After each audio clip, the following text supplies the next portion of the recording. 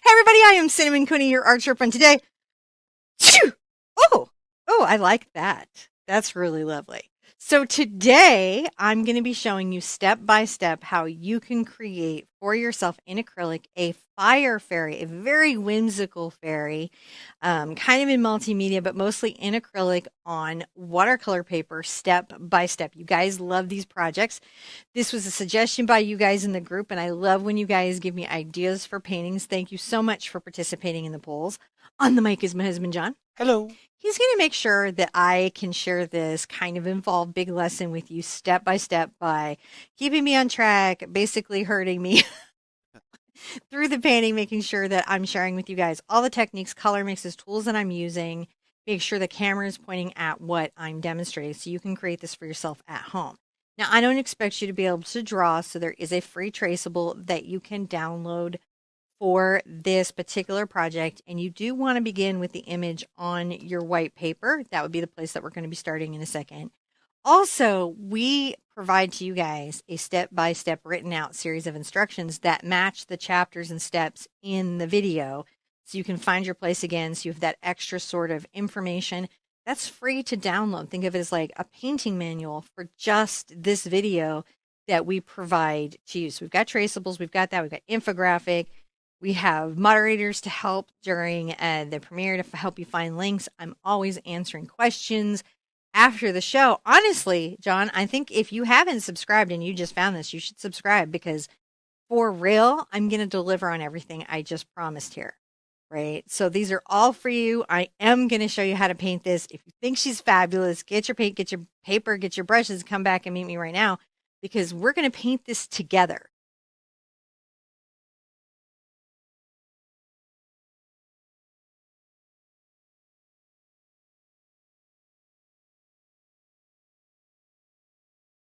Now, today I'm working on Artistico paper by the company Fabriano. They are almost 8 centuries old, right? Like, no exaggeration. This is watercolor paper in a block. It is 140 pound 9 by 12. If you wanted to use a canvas, you would want to use a canvas that was made for aqua techniques, like aqua boards or aqua canvases. You can also use mediums like grounds to convert for watercolor. Daniel Smith has a great one. Now, I have the lines already on here. And if you want the lines already on here and you want to begin this project with the lines already on here, here's the thing that you need to know. You can use the traceable. That's free to download off the website. And I totally am happy to have you have that. And that's not cheating. If you want to know about how to draw it, if you're Emoji Club, that video is accessible to you. If you're a patron on either YouTube or the website, that video about how I drew this in and some of the thinking behind that is available to you.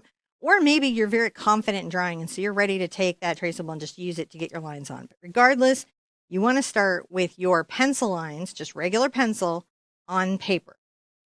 And I know someone's going to ask right now, how can I use pencil on paper? I thought you were supposed to use pencil with acrylic. Different technique, different process. Here you want it. Ah, Right? Now I have the paint colors for today: Mars Black, Phthalo Blue, Cad Red, Burnt Sienna, Phthalo Green, Cad Yellow Medium, Yellow Ochre or Yellow Oxide's fine, Quinacridone Magenta, Titanium White, and I am going to be using in this first step here the Uniposca pen. It's a paint pen. You could use a Sharpie pen here if you wanted to. It's nice to use the Uniposcas because they'll layer and layer and layer over the acrylic very easily. And so they're kind of nice for that. But right now, what I want to do is I want to ink in some lines because in this acrylic class, we're going to be doing some line and wash, John. yeah. Line and wash is the best. So I'm going to open this up and prime it. I've already got a little loaded. You can see me doing the press down. And I'm going to begin to ink in some of my structure lines. So you're really going to see the drawing process through this. That was one of the other things I was like, they're going to see the drawing process through this whole thing. I really liked, I like the thing where we put the poll in group for everybody because I love to see what you guys are interested in painting. And I was super happy this was a topic that was of interest to you. See, I'm just breaking out little eyelash lines. Yeah. Now, for this painting, yeah, it's a little more, it asks a little more of you, for sure. I'm going to just put in a little bit of my iris here, and I'm going to do it quite large. So that's already fairly stunning, is it not? Yes, it is. And come over here. Really, so much of this needs to be inked. And I thought you guys seeing the inking process would be of benefit, so we didn't fast forward or edit that out. So buckle up, buttercups. You We're inking. We're learning. I'm going to do little lines in here to sort of imply the nature of bug wings. That way, I can kind of say, oh, they're a little bit bug wingy. And then we'll do that, with texture and also color. But they're good things to sort of put in now. I'm just going all over the place, which is always super fun for John. Oh, it's okay.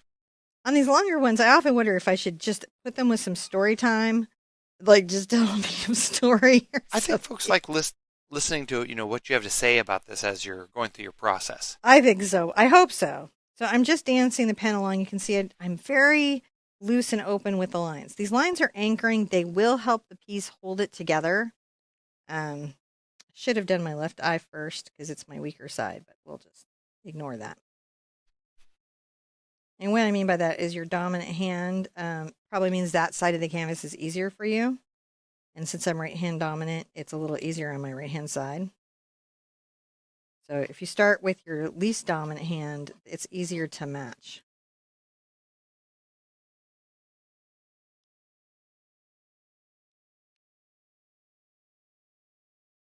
No bottoms. And then I want to come here and make sure I've got that somewhat. I don't want to make her cross-eyed because that'll be a whole different video. I wouldn't necessarily not do the video because the eyeballs were different. Because then she could just be a little bit goofy. I would just lean into it. I'm going to get into my little nose structure here.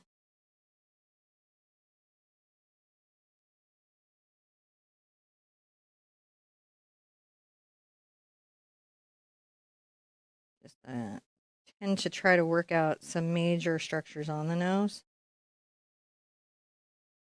so that when I go to put in the paint, it can be kind of use. Making sure we got a little bit of a lip up there.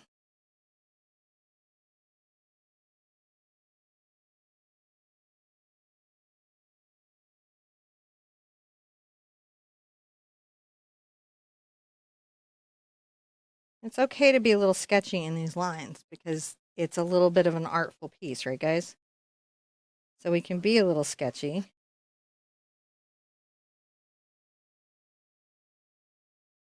in our lines, Hmm, which I'm liking very much. So we're seeing the face come in. really are.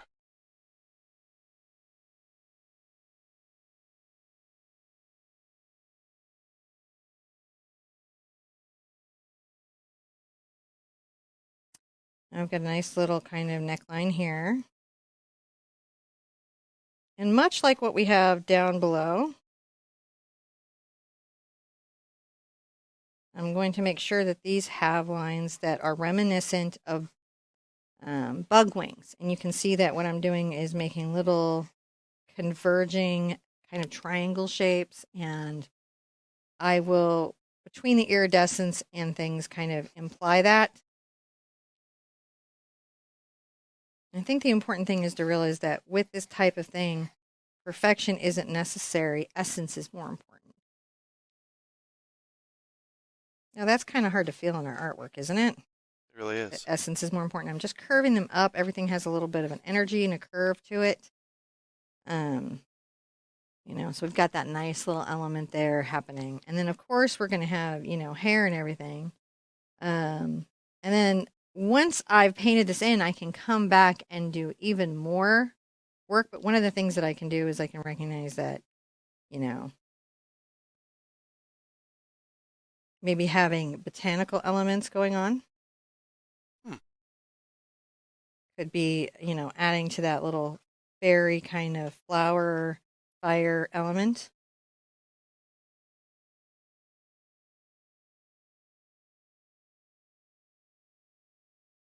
Even though I know I'm not going to be doing a lot in the background, it is nice sometimes to have that up and going. Kind of loosening these around. So petals, rounding those lines to make them feel more like petals. Yeah. And keep in mind that I can come back even after with paint and pen and define those. So this is more challenging for you as an artist. Hmm. This is how do you refine maybe those skills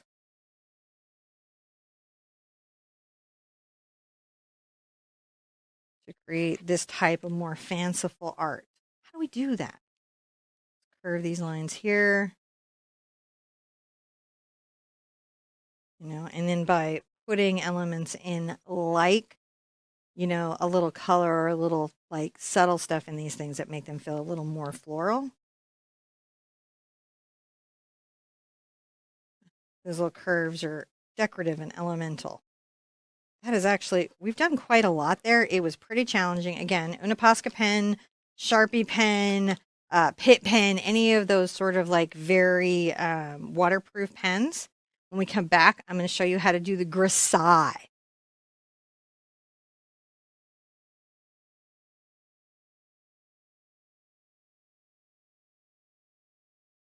So I realized I forgot my second lid, and I do want that level of symmetry. So I'm going to come real quick back with my Posca pen. Yeah, thank you guys for letting me know.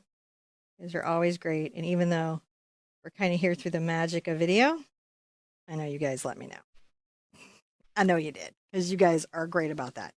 Now, Grisaille is a type of technique. It's used in oil and watercolor and acrylic where you do some tonal study in the piece and then glaze colors or wash colors over it.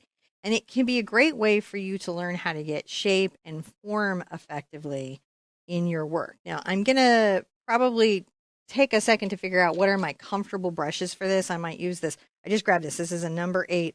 Look at those crazy hairs. Let's see if they'll reform out. I don't think they'll mess me up. This is a number 8 Simply Simmons round, just any round that's going to let you paint. And I'm going to be putting in the shadows, the lights, and darks using a little bit of my burnt. Oh, it is going to be a pain. Can you clip this off with a pair of scissors, babe? Yeah. So what's happened here is I've got this, and by the way, clipping this will void the warranty. So just don't report that you clipped it. I suppose I can hold it for a minute, hold it back. We have no clippers. Oh my goodness. So I'm gonna I'm gonna clip it off and then be done with it. And then it won't be messing with my piece.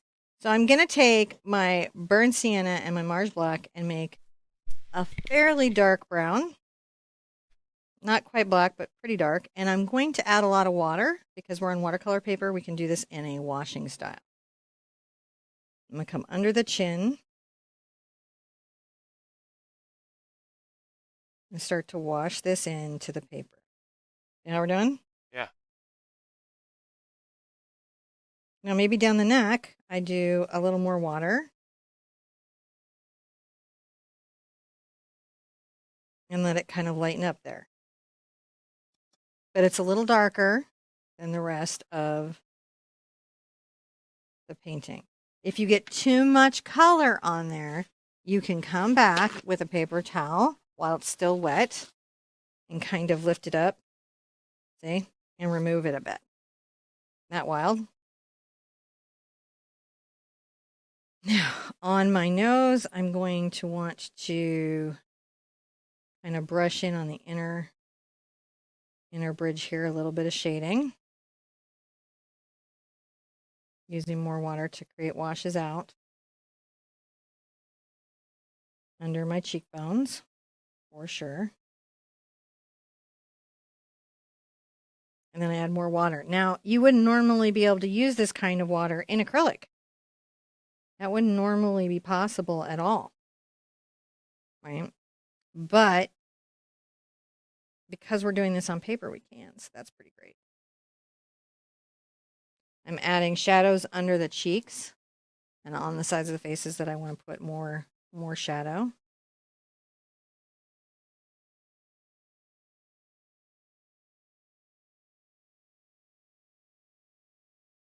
Come along here and maybe kind of shape up that eye. Look at this guy. Shaping up that eye, aren't we? Mhm. So this is kind of, we've taught Grisaille a little bit on the channel, like just touch base on it. And really rather enjoyed it. Notice I can kind of still even lift the acrylic a little bit. The difference between watercolor and acrylic on paper is that it's a little more challenging to lift the acrylic out. It's a little more staining. And once it's dry, it's really on there. Just darkening the area under there. And again, remember I can lift if I don't like the result.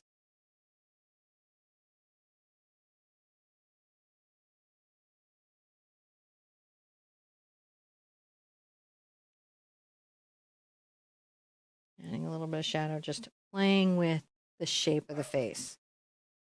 And you can see it's just blending beautifully.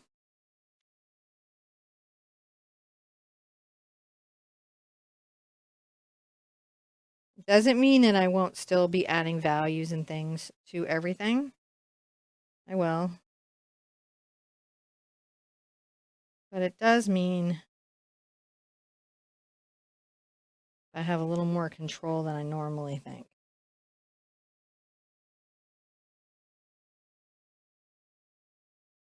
Adding a little shadow on the lips where they join.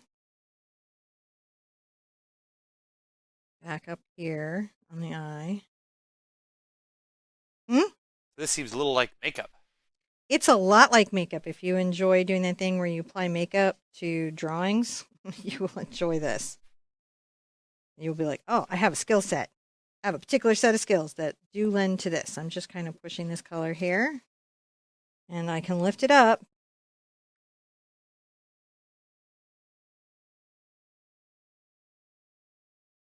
I want to lift up at the brow, but still leave that brow ridge line intact. So that's what I'm working here. This is not an eyebrow, but this is actually the shape of the skull. Weird project, but kind of fun, kind of different.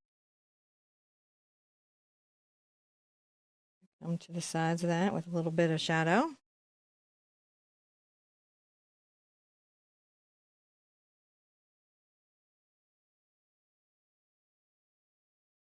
And a little shadow there.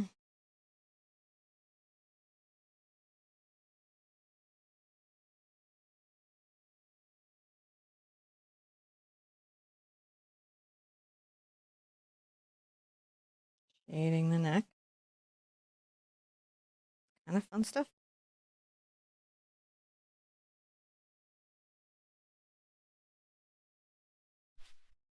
Increasing the shadow under the eyes.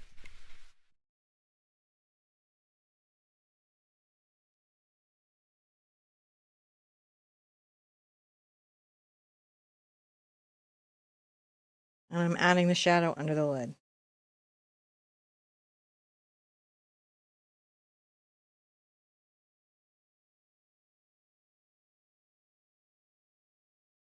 A little more black in this and a little more brown, just kind of darkening it, coming along here. Now here you can already see why we like to use 140-pound watercolor paper. The reason for that is that as you can see, it's buckling a little bit. Yeah. I don't know if you can catch that. It buckles a little bit. Paper buckles a little bit, which sometimes makes it feel like this isn't great for us who use maybe heavier paints like acrylic. But what you're going to find is that as it dries on the block, it restretches itself. So it doesn't really matter that it's dried. And go ahead and kind of tone that paper. Toning is like a light color that's applied to the paper to make sure that the shape and form of it is.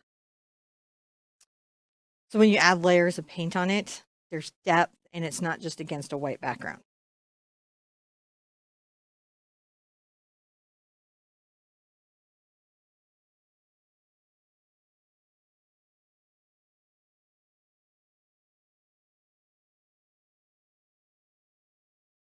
Now I might have this side of the face just a little darker than the right side of the face.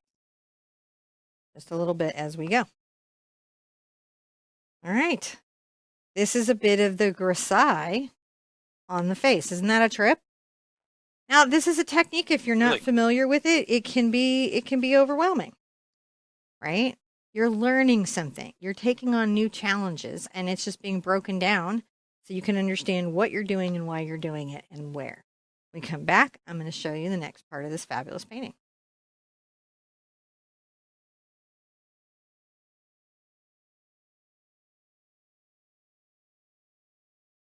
So this is having a little bit of a settle, and we'll come back to it later, but we're going to kind of work on the background right now. And the first part of the background I'm going to do is kind of washing in an overall glaze of color.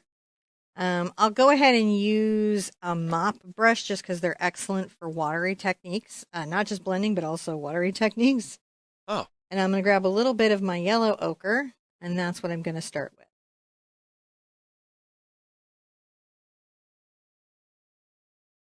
And I'm going right into the wings. I'm going right into anything and everything. Just a starting place. Go through here. We don't have to worry about where it's into the hair. But you can see what I mean about the line and wash, about how the lines are washed over. I'm using a lot more water than I ever do in any of my other acrylic processes.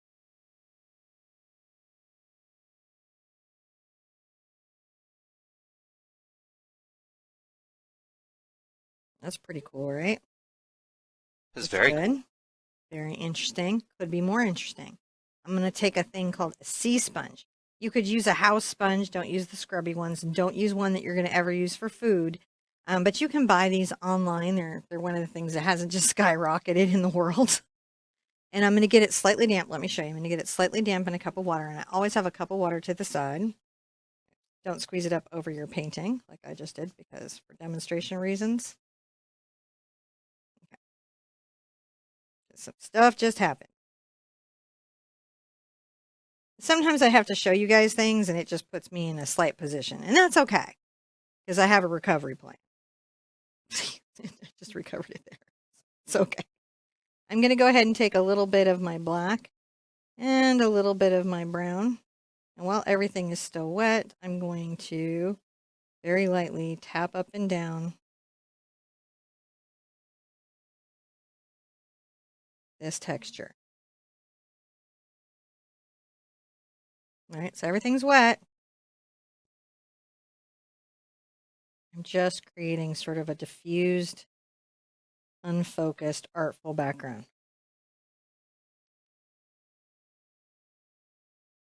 You know, something that looks maybe a little more complicated than it even is.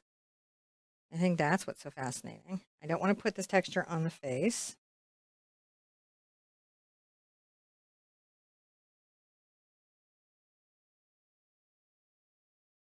It helps that the paper is wet because it will diffuse the marks, this texture, and make it seem more out of focus than it is. I bet when you saw like Yeah, the finished thumbnail of this, you were like, did not see this as being the process for how this happened. I know. It's really interesting.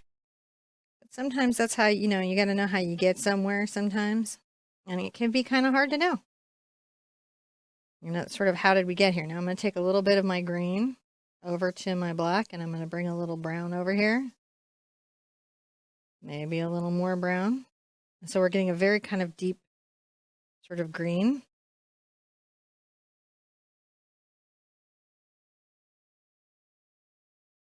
I'm going to come along here, counterpointing on the sides, just adding a little more texture and color.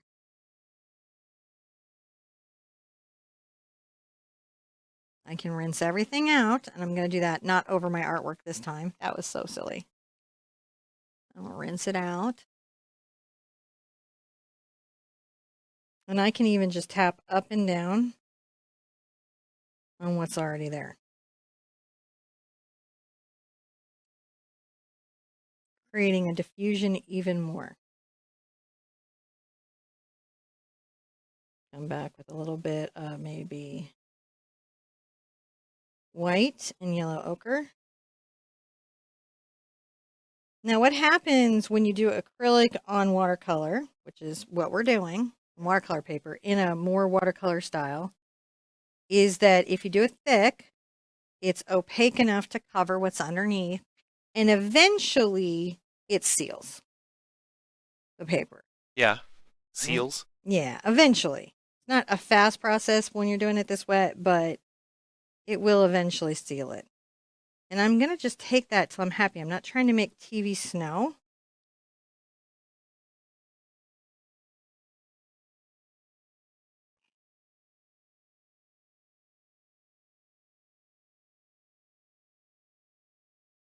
Just making sure I got a nice texture in the background. All right, when we come back, I'm going to show you what you do next.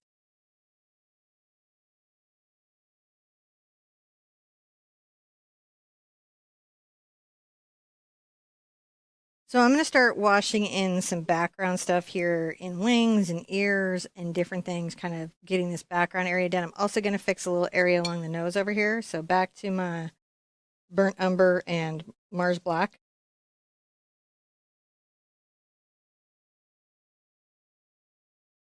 I'm going to make sure that that has a nice shadow too.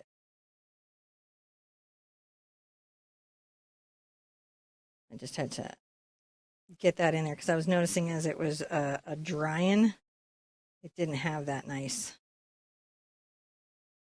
shadow I wanted over there.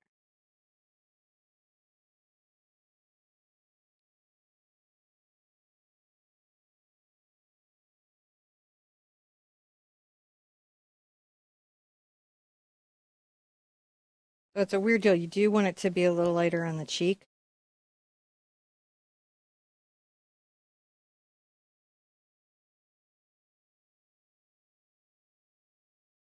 Kind of darkening under the eye. Sometimes I'll be going and I'll see something and I'm like, oh, that needs another further exaggeration. It's just a whole thing in the world for me. I'm going to come up into what are my flowers and I'm going to grab a little bit of my quinacridone magenta and believe it or not, a little bit of my phthalo blue, which doesn't make the brightest purple in the world, but for the purposes of this, it's going to be pretty bright. And I'm going to just wash some of these little bits as if they're little blooms.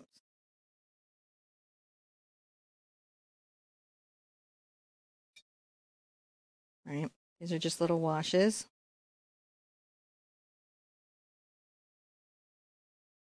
Maybe come back with a little more magenta here. Being playful.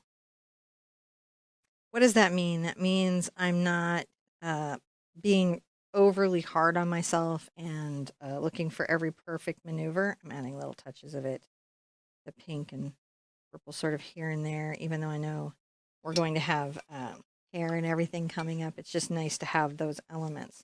You can always come back with a little bit of white.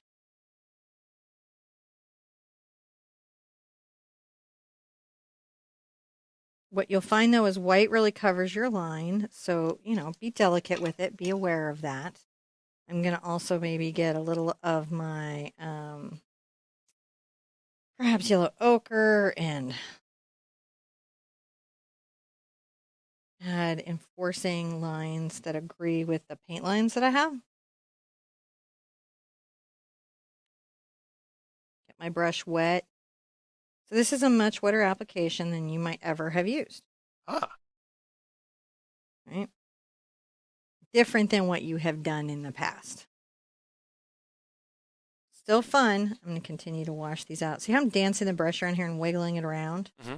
You know, and again, that's why, we would say, hey, you might want to be just a smidge along further in your art journey than to just jump on this on your first painting. But just because you may not be ready to actually paint it doesn't mean you won't learn from it. That's an important thing to realize. I'm going to go ahead and kind of put that into a wash, and if I need to, I can always lift it up, adding more yellow.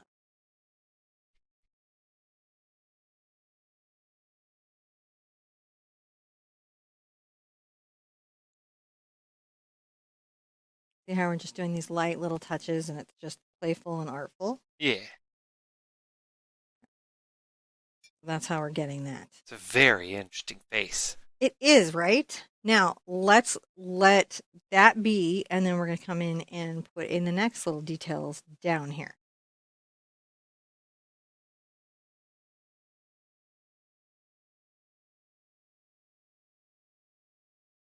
So everything's sort of drying and moving. I want to put in some detailing down here in the wing. So I'm going to get my brush wet, and I'll start with a little bit of my yellow yellow.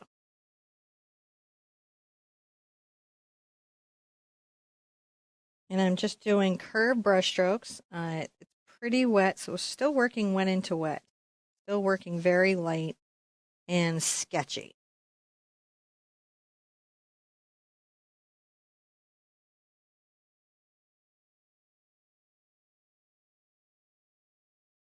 Just pulling that in very light and sketchy.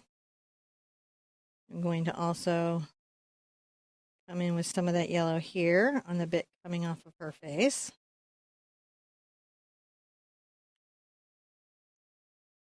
If you lose any of your lines when it's dry, you can come back with your Posca pen and put them back.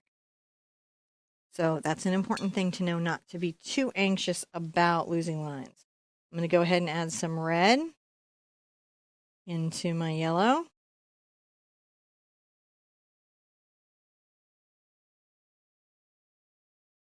I'm going to do these in more kind of blocking strokes. And that sort of implies, sometimes the brush stroke kind of even implies the wing texture. We're just playing with it here. It's a little bit, it's like a collar, it's a little bit like a wing. They should just have elements of natural feel to them. Bring some down. See how I'm leaving them open and I'm not putting them everywhere? You can see me like load, load, load, load, and come down.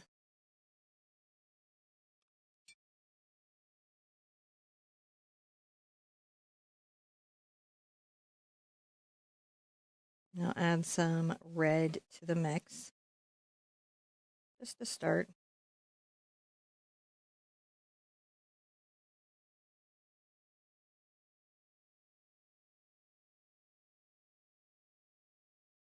I'm still kind of washing it down with water though to let it glaze over everything. Ah.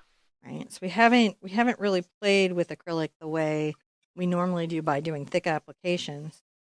And it's super easy for us to kind of come in and kind of like blend and wash. I can blend and wash with my yellows. So we get some opportunities in the acrylic in this wet space to do things we couldn't do. Perhaps in its thicker space, I kind of brought some yellow across her neck. But again, remember, as we paint, what happens? It starts to seal up. So you'll get your wet and wet effects for a period of time, but then eventually what you're going to find is that the paint starts to layer. And that is a whole other element of what's happening. I'm kind of keeping the red sort of at the edges here.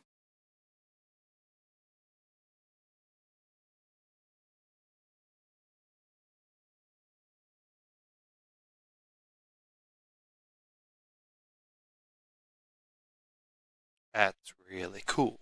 Yeah, it's getting there. It's having a thought about being cool. It certainly is having a momentary consideration that maybe it should be somewhat cool. All right. I think that's doing pretty well. Let's head up into the ears.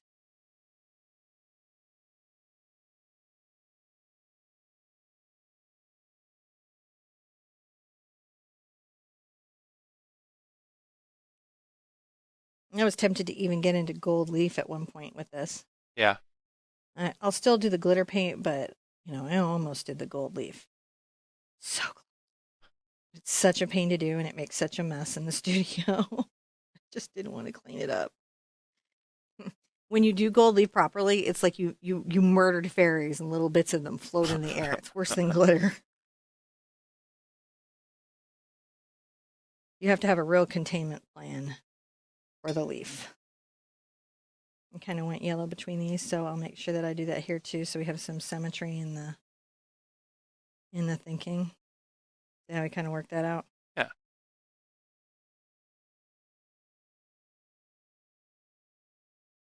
I haven't even gone into everything yet at all. All right. That's looking pretty good. It really is. Okay. Now, when we come back, we're going to, again, just continue on the journey.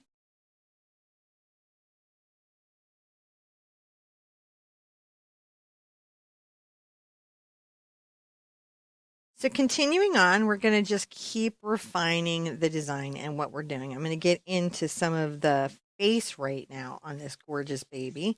I'm still going to be using the nice big round for the moment, which is the number 8 Simply Simmons.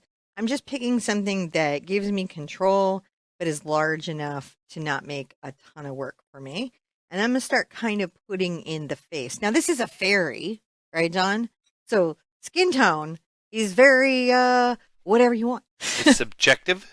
It's just whatever you want. It's just your preferences. It's just preferential. And sometimes doing unnatural skin tones or slightly off natural can be really good because then it lends to the otherworldly elements of it. So I'm going to get into my yellow ochre and just a smidge of my quinacridone magenta to just start this. And then I'll work it up into the other kind of like, ooh, surprising colors. Right?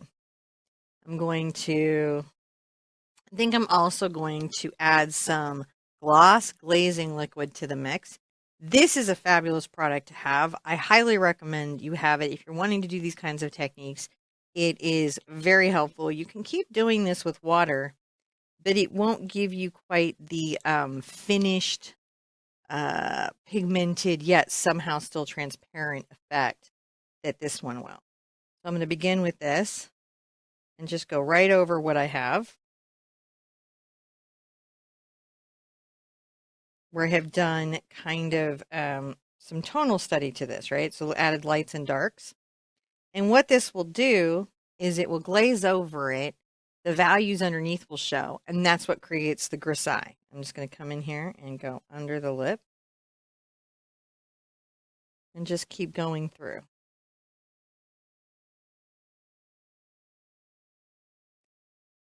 Coming around here. And this is just really layer 1. It's not a huge amount of pressure.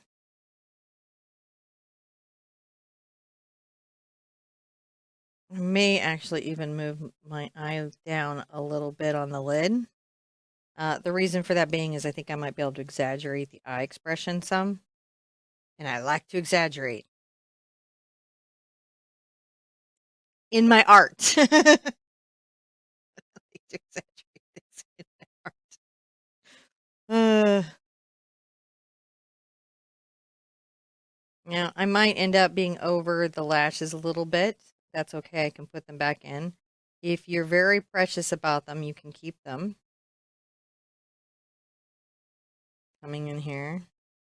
And again, you still see what we kind of sketched in, but it's lightened and pushed back. The glaze letting us go over the little values that we created. Isn't that fun, John? I think it's super fun. I think it's cool. Yeah, I like it a lot. Maybe get a little burnt sienna here for this side. And this side definitely will be coming out a little darker than the right side. And the other interesting thing to think about, and again, I'm going to go ahead and sort of refine and change the little line on that eye. That'll happen sometimes when I'm doing fantasy work is I'll be like, oh, if I exaggerate this further or push this concept out a little bit more, I'm going to get some very nice results. And that's great how this glazing just goes right over everything. So again, a little bit of the I love how yellow it oak. just. Huh? I just like how it brings life to the picture. It does. It does start to bring life to the picture, to this portrait.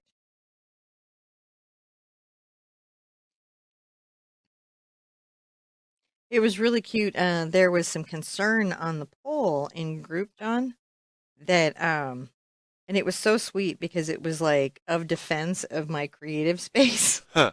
Like, you don't have to, we shouldn't decide what you paint. You should decide what you paint. But I hope when you see this, you realize, oh, she did just still do what she want to do. Because you guys had voted on, I think number one was Whimsical Fairy.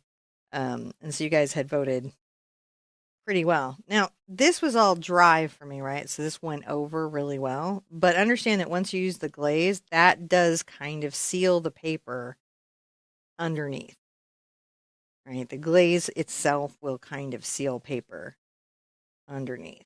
Ah, So you've got to calculate that in when you're doing this so that it doesn't take you entirely by surprise. Now, because this might be new technique for you or a new concept, I'm going to call this a step, and we'll come back and continue on the face.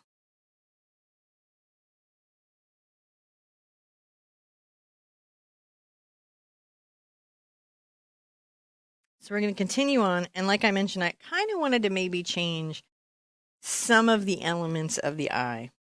I'm going to grab a little bit of my white and, believe it or not, take it over to my black to create kind of a gray. Right? So it's not a pure white, it's kind of a gray. And I'm going to come into the inner tear duct of this eye. I'm not worried too much about the glazing medium at this stage to be dry. And I'm going to come around it. You can see I'm sort of opening it up. And because we've got a fantasy creature here, there really isn't a level of exaggeration on the eye we couldn't do. And since we get to come back with sketchy lines, we're pretty much just set and protected for all elements of everything. So again, just opening this eye up a little bit.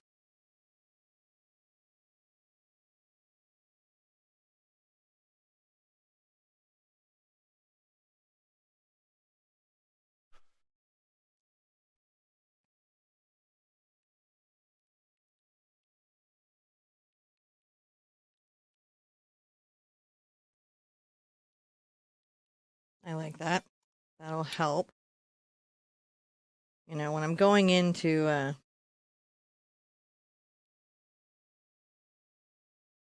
put everything in, I'll be very glad that I got to do that. It'll exaggerate that space just a little bit more. nice. Yeah, I like it.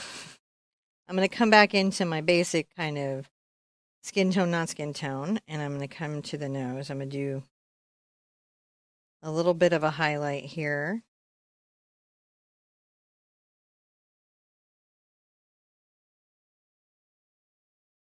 And above the nostrils. One right there. I definitely am going to want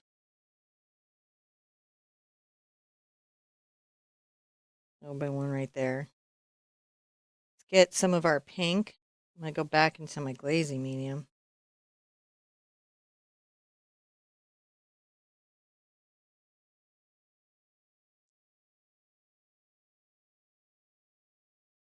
I'm just going to be blending this right here.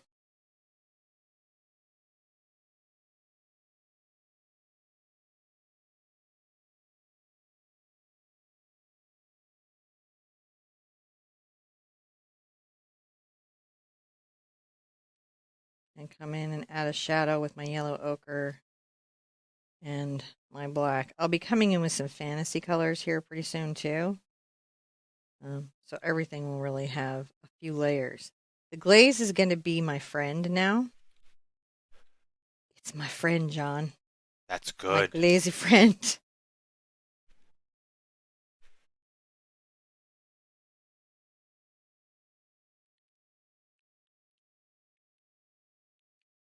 The pink, I think.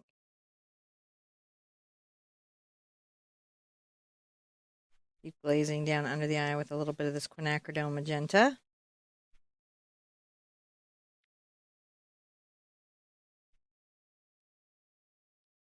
Pinking it up.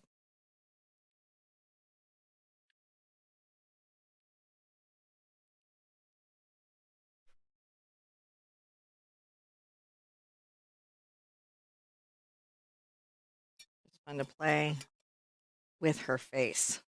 I like it. That Now, is looking good. I'm going to take my quinacridone and my cad red.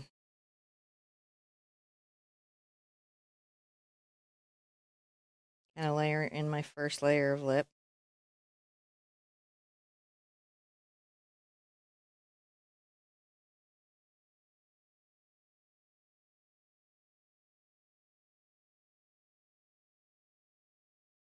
Add a little of the white to it for the lower.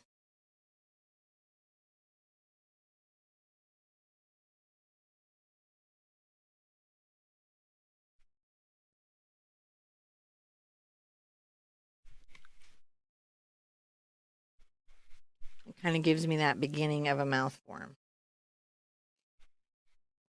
I do want to take my quinacridone and my phthalo blue and create that sort of darker purple.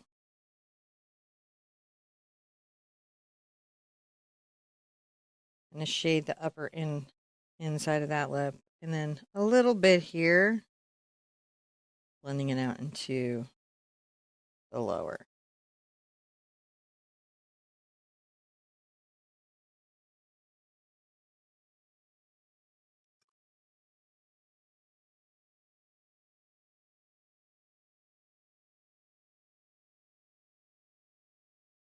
Back into the skin color.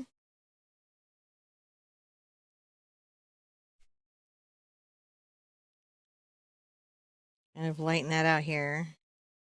Maybe a little bit here too.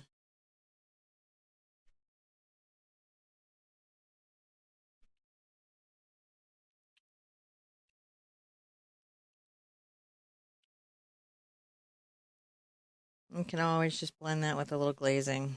And it's just a round. I'm just using this number 4 Simply Simmons round. All right, I'm just switching to this round. Blend the glaze out.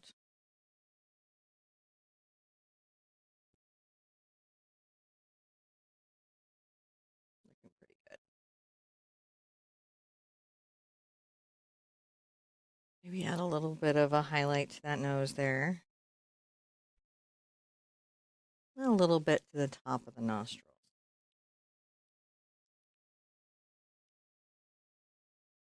I like to add some to that part of it. Now, in the fantasy of all of this, this is going to be kind of interesting because I want to create sort of this fire space coming up here, and it will layer over the hair a bit, but I've got to get the colors kind of coming in. Huh. So I'm going to start with a little bit of my yellow and, my red. I'm going to begin to make little upward brush strokes, and you'll notice that I'm not keeping the brush like to a perfect point, so I'm allowing it to feather out a bit. So this is the cad red and the cad yellow.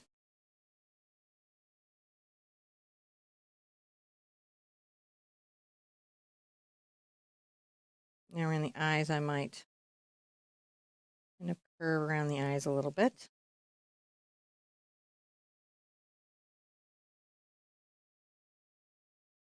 Same over here. Just cad red and cad yellow.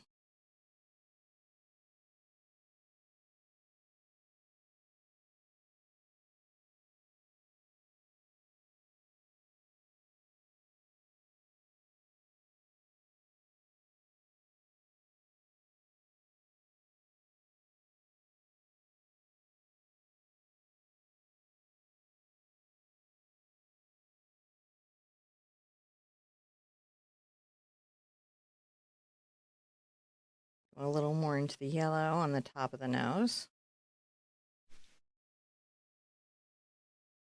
And it's a bit of a glaze here still. So what I have underneath doesn't go away. Yeah.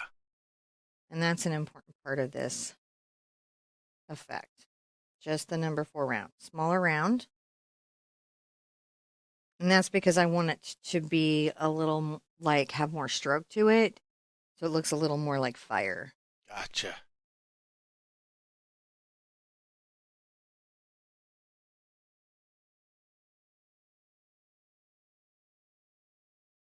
Picking up and refining color.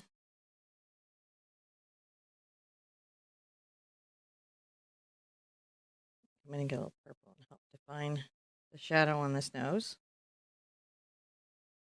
Isn't that crazy how we can do? Yeah. So the purple and the yellow are kind of contrasting colors. When they come into contact, they gray out a little bit. But by not using black, it will still kind of feel like in the construct of a flame.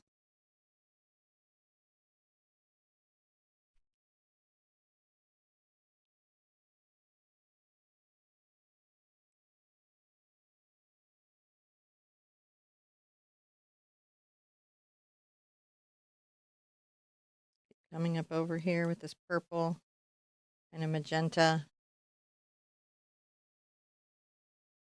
on this eye.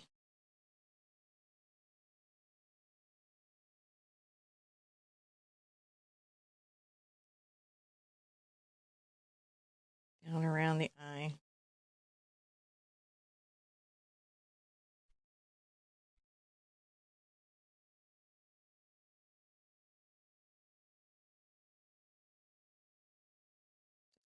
I'd join that and bring that down, I think. Yeah. I feel kind of bad because I've sort of trapped John into this very long involved project. Oh, not really. It's just interesting to watch. Just bringing her together, brushing that around, letting that go. Because again, she's not human, right? She's a being. She's a sentience in this imaginary world we've created. But she is different than human. Hmm.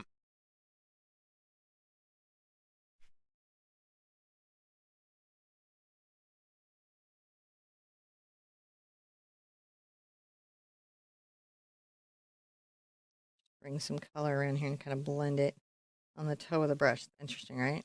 Yeah.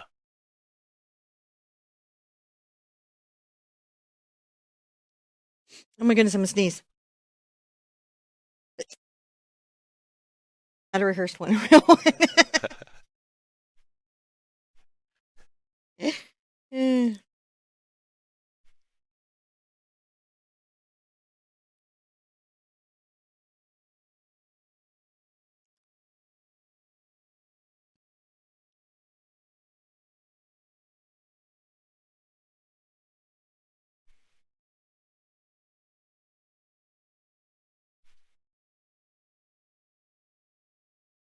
Magenta is a nice kind of mid-range little blendable color Yeah.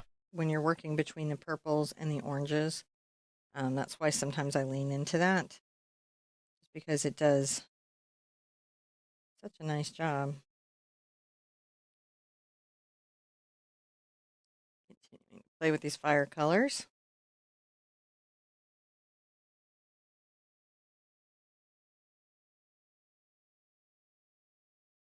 Now I know I'll have hair and all kinds of things here.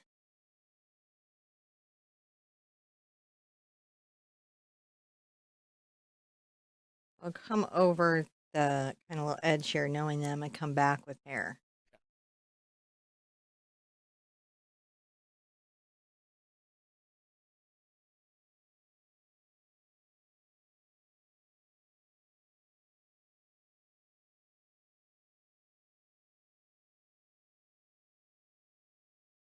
Grabbing a little bit of that magenta up here too.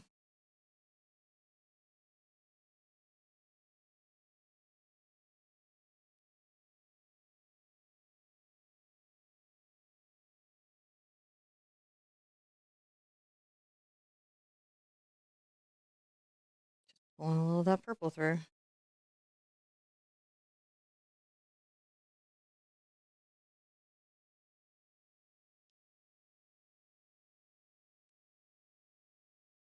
Marking that up, playing with it all.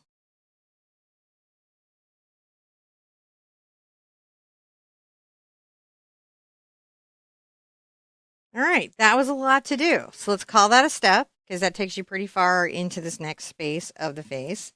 And as you may have guessed, we're going to just continue on with this fun craziness.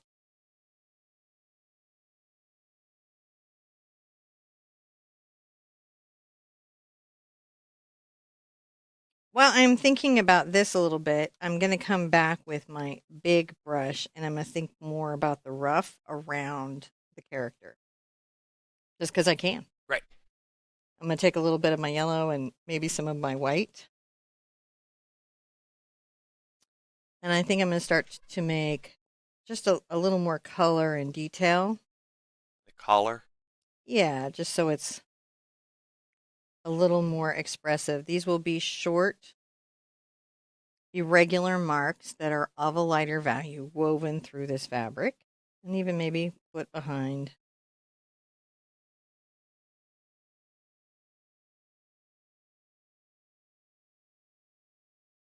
some of this that we have here. Yeah.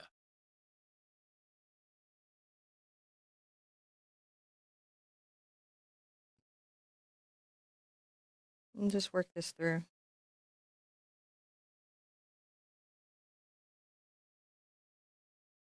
Just keep playing with these things. That's what I find that I need to do always. Yeah. Just play with it. Well, and what I mean is you look at something and you evaluate it, and if you look for balance, right? Like, is it balanced? Does it feel like what I was creating or intending to create? Sometimes there is a bit where you get to adding, and you can over add. That's for sure. But often, what I find is if I'm looking at something and feeling like it needs more, Yeah. it's because it just genuinely needs more. It's pretty infrequent that my come in and get into my reds here too. My inner mind is not advising me well. I think for new artists, I'm coming and bringing a little red and doing curved strokes on the toe, still using my bigger number 8. And kind of maybe perhaps going even outside of my initial sketch lines, but there's still elements that I enjoy in the piece.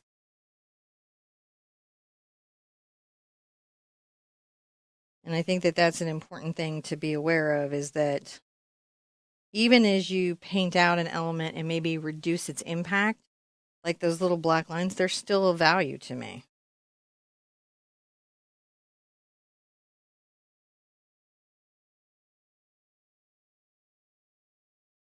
But sometimes I'll just be going, I'm like, man, this needs a little more.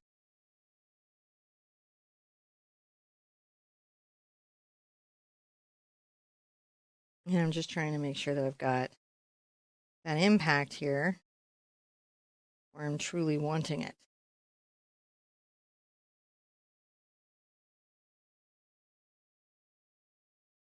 That's really fun for me. I like that. While I'm here, I can still kind of keep working on the face with a little bit of the yellow. Bigger brush. Now that I've got these little details down,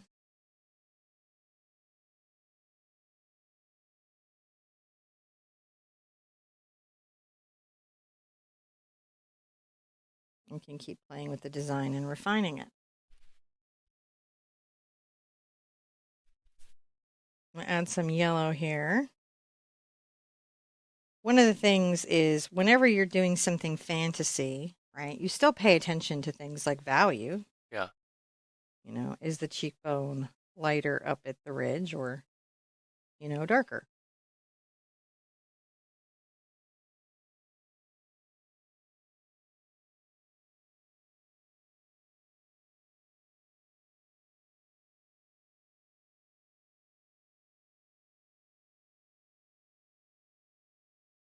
Just bringing them. Notice that the stroke kind of curve like convex downward and to the right, and then they curve convex downward and to the left, and then become, straighter as they approach the viewer. Huh. This is just something that we have a lot of times in form and line in art that helps us create shape and express value. The yellow, just creating these little blends.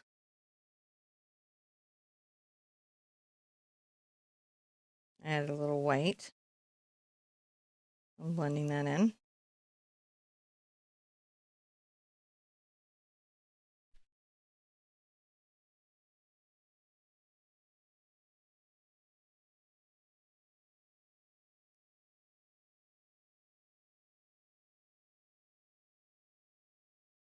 And a little extra exaggeration of that lighting around the nose, Yeah.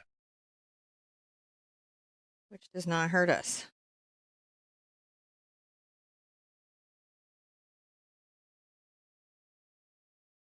Come in and add a little lighting to the brow.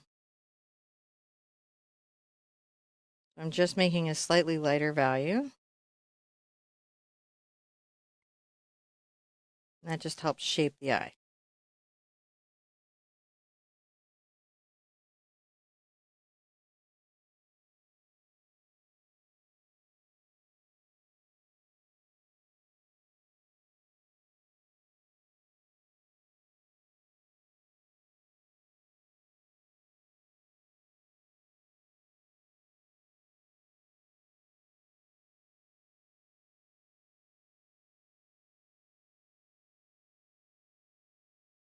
Just still on my 8.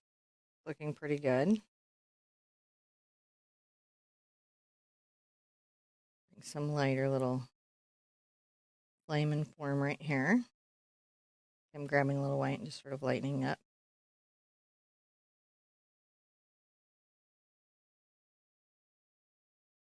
It's amazing how it just comes together. I'm going to get back into my number 4 round.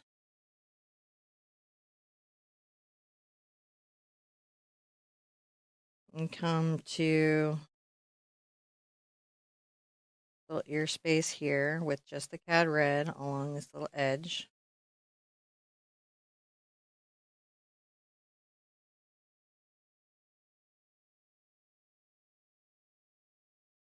Looking very nice.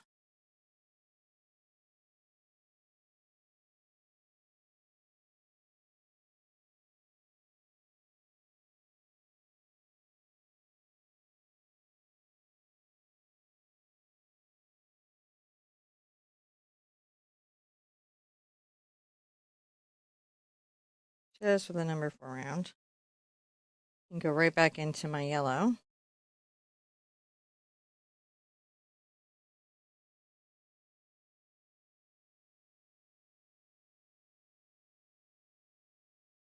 I'm liking that. Yeah.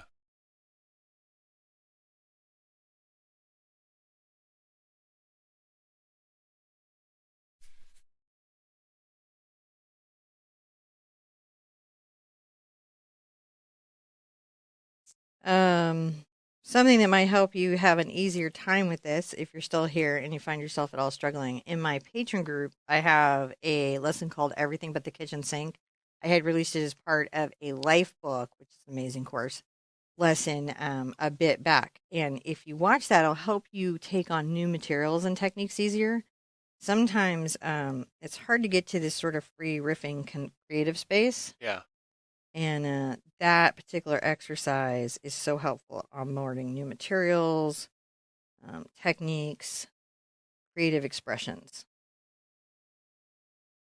So if you have access to it, I can recommend that.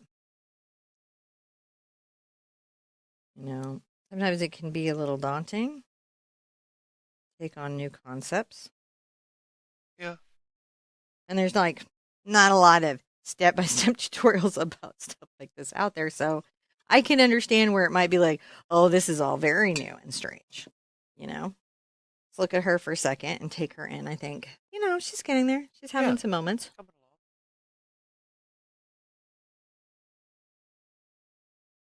I'm not sad about it. No. I keep painting. I've got my number 4 round, get a little white in there, and I think I'm just going to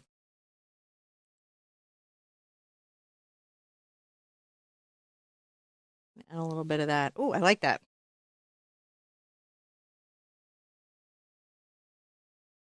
Sort of upward flicking motion with the brush, letting it feather at the end. How we're getting that little flame effect.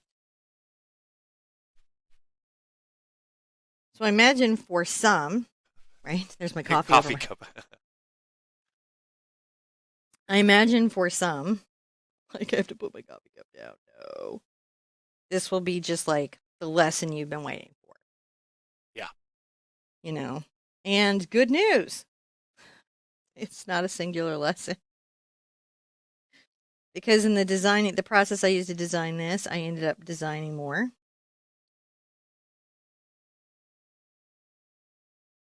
And that happens to me a lot. Yeah. Refining that, making sure that's good there.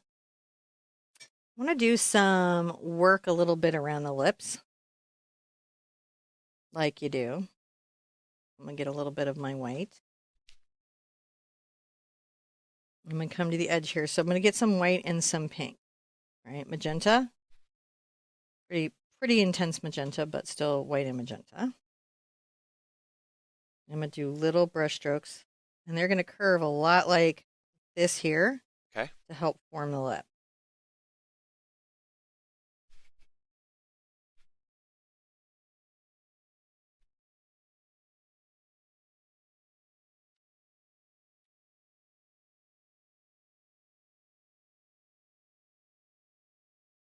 Just bringing this around. Look for brush strokes.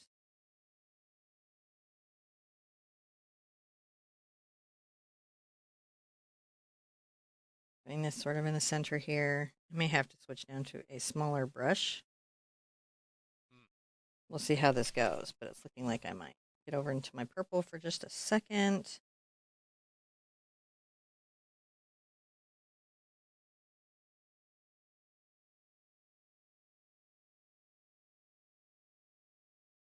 I'm just getting the blue. I'm using the blue to create the shadow.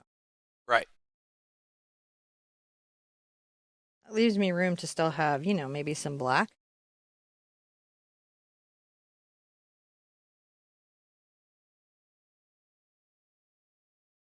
Slightly darker there at that lip edge.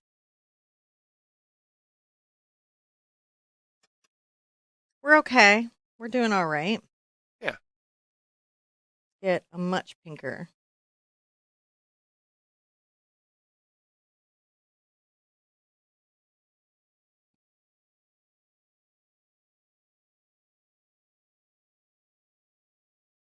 On the edge of just the toe of my number 4.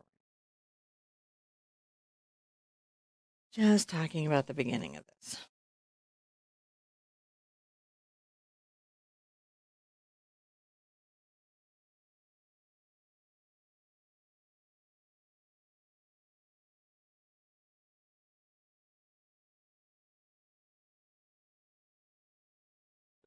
Adding a little shape to the lips. Just adding a little shape to the lips.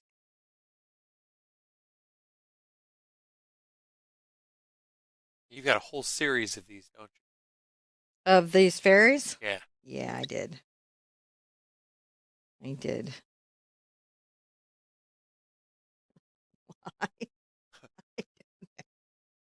There's just a lot of weird stuff coming.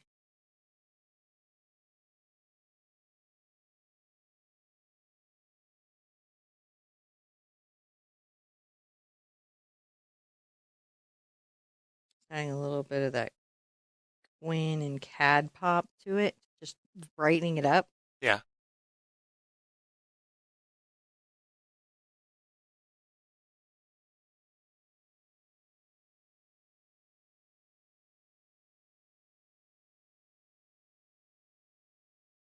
I'm here with just a little bit of yellow orange. It just becomes more and more. Yeah. A little bit at a time.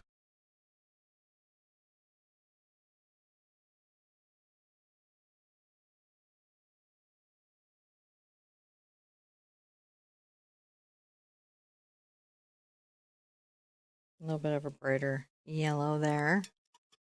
Oh man. Super nice. Isn't that great? Yeah.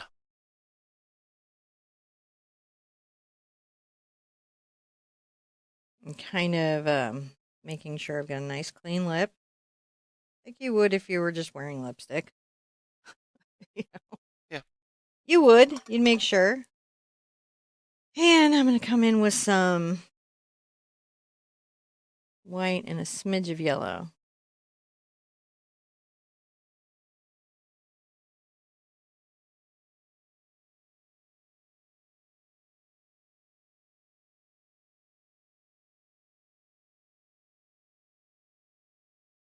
Yeah, we do. So it kind of gives it that little bit of a shine ember. But no, we're awesome. We're so awesome. I'm going to come in with a little bit of my yellow on the interior of this eye.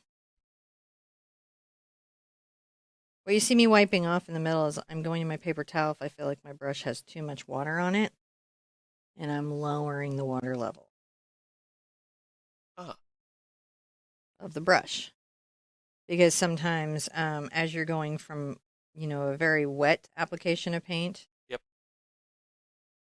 to a thicker, drier application of paint, you've got to make those little weird transitions. A little pink. And blend that back in. If you like doing makeup, this part is very fun. I think very fun anyways. Yes.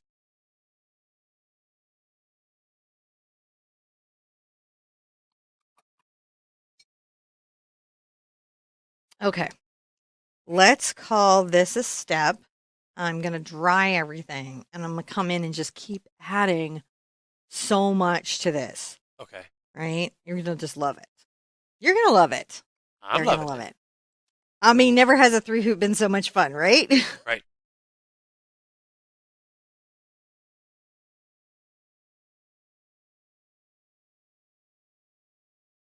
Okay, so I'm going to continue adding more elements to the portrait now as we're getting further along in. I'm going to do my big boy again.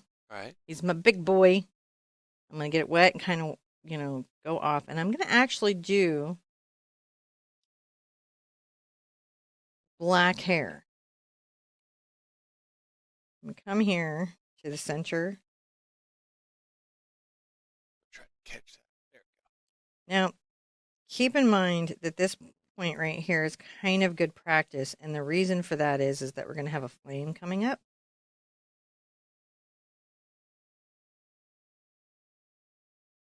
So what I'm doing is just kind of giving myself a nice little hairline.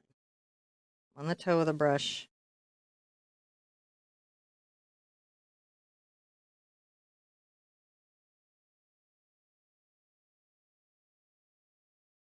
See how that's going.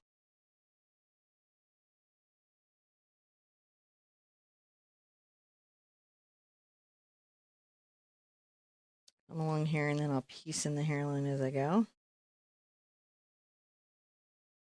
Trying to get that on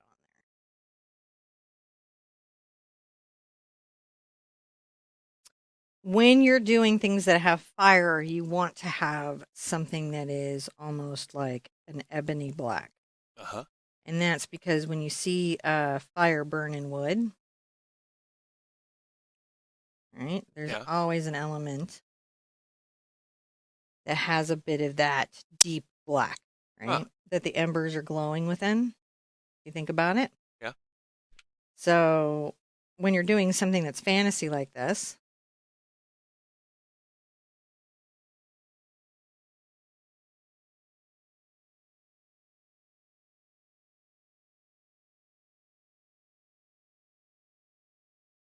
again, remember, we're going to come back in and kind of alter some of this. I'm just trying to get that basic sort of little hairline going.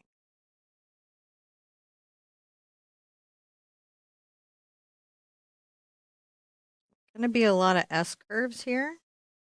S curves are really great on hair.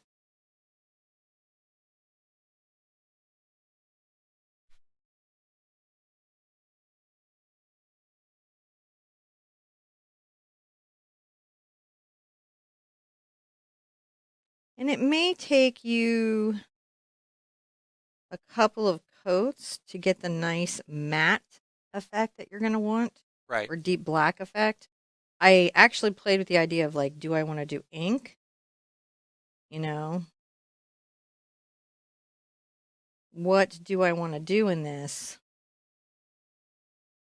to get that effect? There was definitely some thought I put into it. Where it's like, what kind of. I'm going to curl this one around. That fun? Yeah.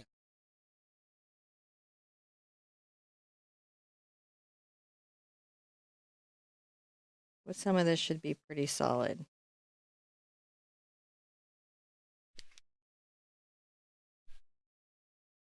Or the stroke directionality is important because it conveys that.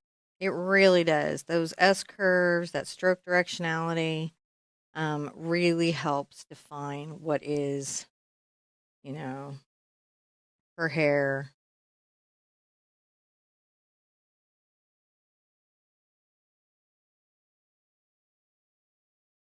Thought long and hard about if I wanted it to be the hair to be the fire. Is an interesting design concept that I gave myself. I went through and did several iterations and designs. Yeah. Yeah, deciding what I wanted to do.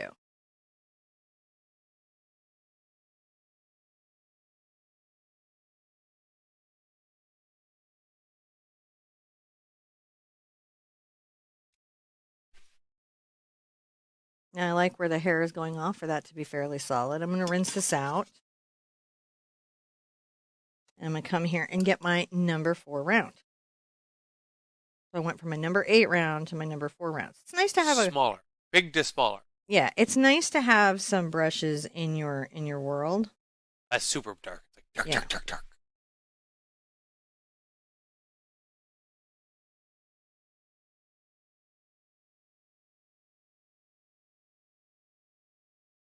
And come here and do some little hairs, as you can see. They're a little bit curled. Too cute. And I may need to go back into the head, making sure that that's solid. It is solid. I'm going to come behind the ear. Ear. I mean, like, we assume that's what it is. The side face wings. Yes.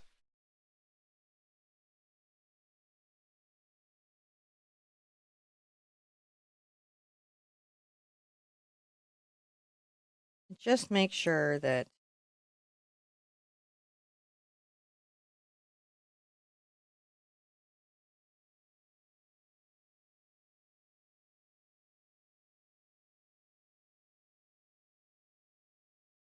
this hair curls around places in an interesting way. A little bit in front of that collar there. That gives some dimensionality and shape, doesn't it? It does.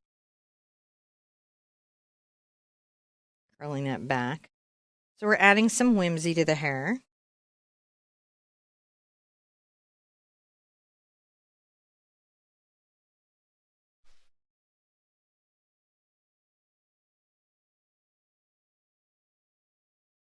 Just going around and doing that everywhere. Again, keep in mind here, we may have a flame that's just burning brighter and going Yeah. up.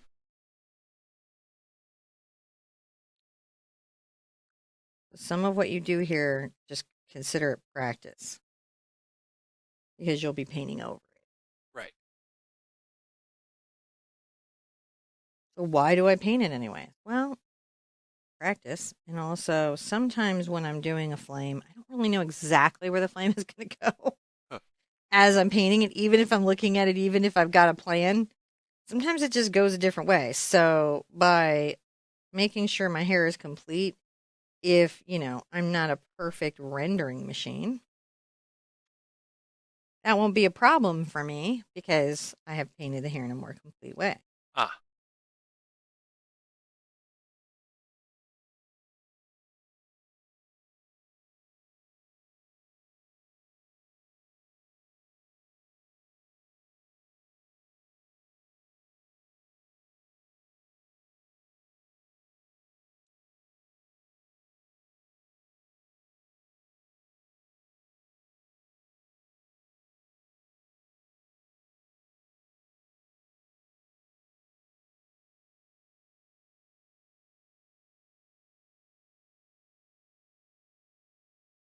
Just little curls here and there.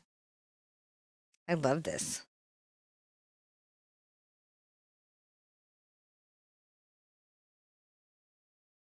Turning out really nice. Really nice.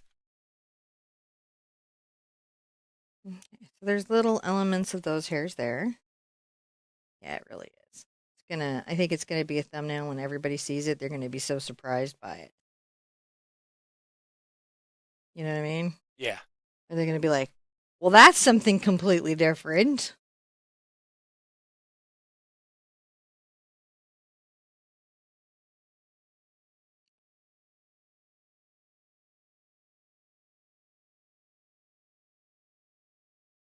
Just making sure that that hair has got little edges, little wildness to it.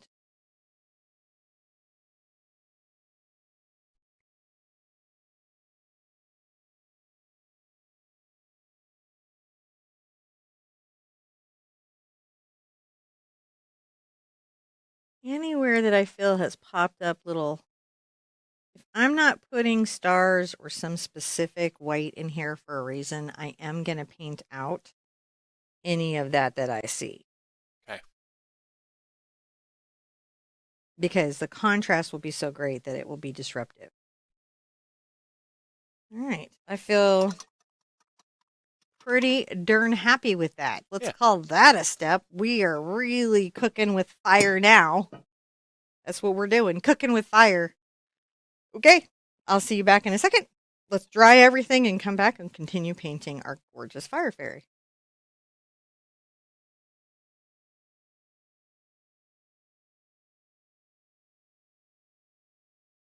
So she's looking pretty good. Really is. I think now we're going from I have faith this will be a painting to seeing the end result as being a potential possibility.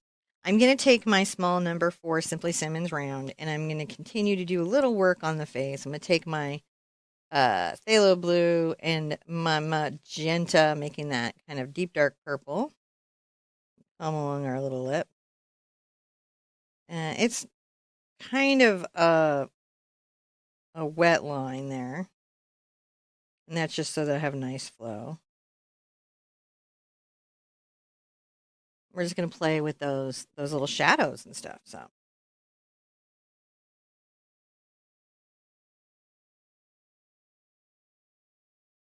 bring this down,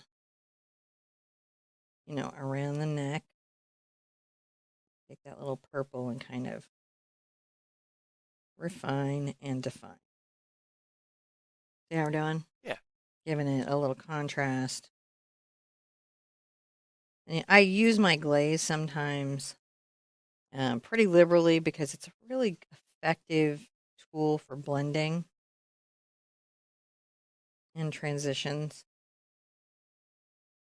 I think at the point you're doing work like this, there's certain things you want to invest in. You're going to want to invest in good paper.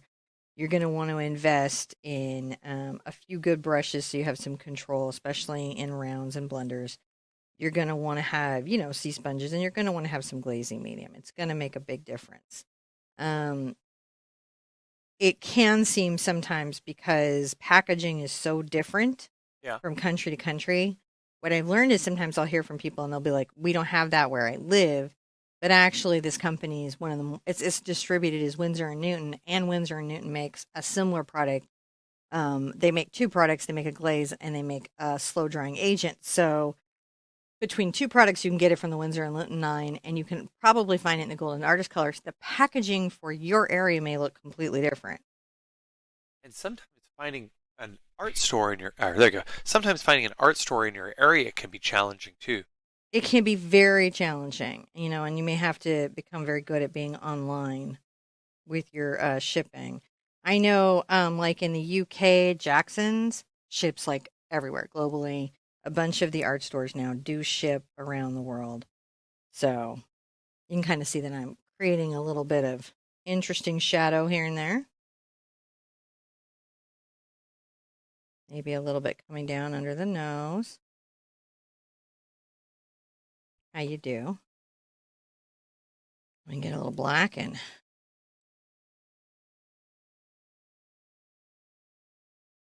refine some of those little nostrils. Even shade that just a little more. Just love playing with it.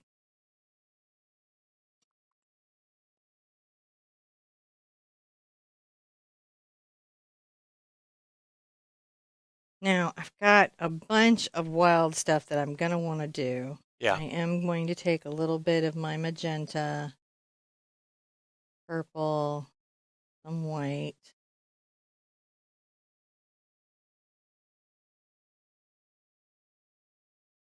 I'm going to come along the eye.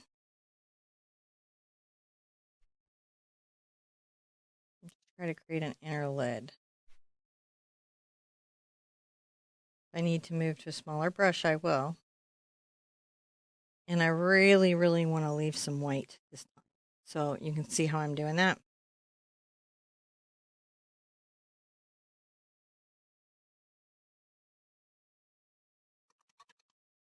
Looks good. Yeah. It's all right. I'm going to come in and I'm going to actually use my phthalo blue, interestingly enough. And I'll begin by defining the outer ring.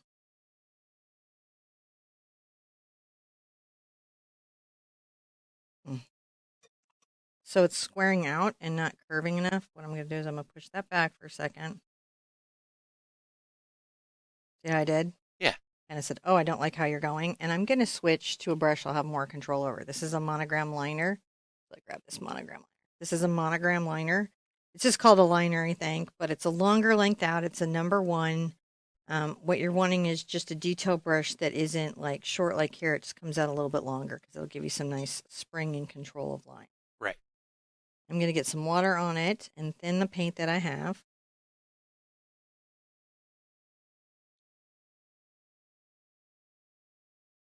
I'm going to do my darndest to create a nice eyeball here. I'm going to start with just pure phthalo blue.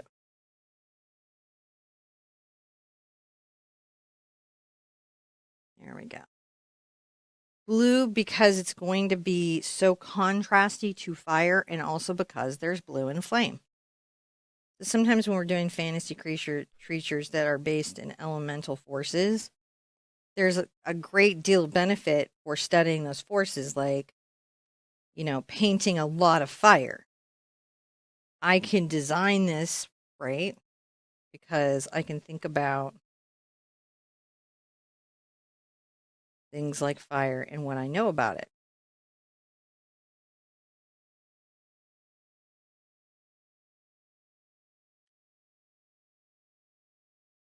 And add those elements to the degree that help you, as you're painting yours at home and viewers later as they see yours, go, oh, that's a fire element. I get what that is. Ah. And come in here and kind of even so create a little tear duct, right? With my little purple area.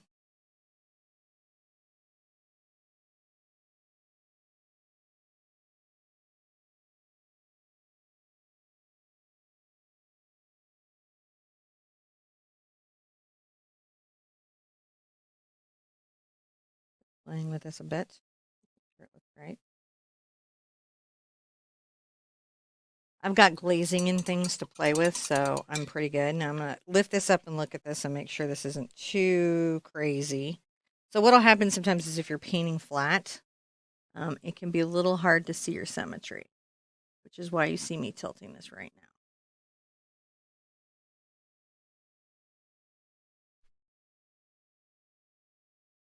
Just making sure I correct for some symmetry. In my eye, I'm definitely going to want to create a darker little line on the inner lid, kind of like a shadow from where the eyeball sort of sits. So I'll go ahead and take a little of my dark purple.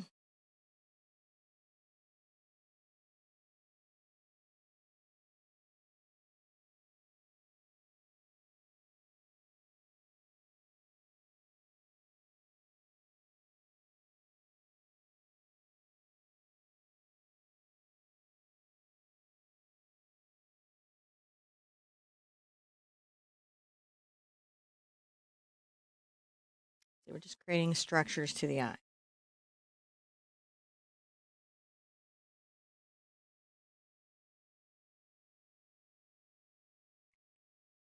Now, I know that I've got lashes and everything coming, but by doing this little dusting of purple here, look at how that opens that eye. if you are a makeup artist, Huh. if you decide to do this as your makeup, I'm completely cool with that. Just tag me in. Uh, say, oh, I got the idea from the Art Sherpa on the makeup, and this is my take. And also, I will want to share that and tag you back into my channel because that would be great. And if I'm not seeing it, make sure you write support at theartsherpa.com. I'm never, uh, you know, ignoring it. The only time I ignore it is if creators don't tag me in, and I'm trying not to have a legal moment. Deniability that I saw it. I don't want to have to do anything about this, but yeah, if you tag me in and everything, I'm cool with that. And I think it would be really awesome to see anyone do this look. If you felt like doing this look, I would be impressed with you doing this look. Hmm. Impressive look. It would be an impressive look.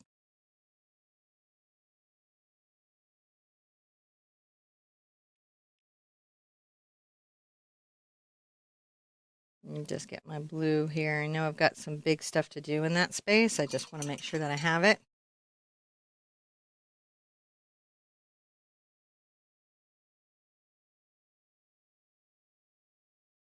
A little white along the rear deck line here. Yep. Maybe right there. Get that wet sort of effect going around the eye.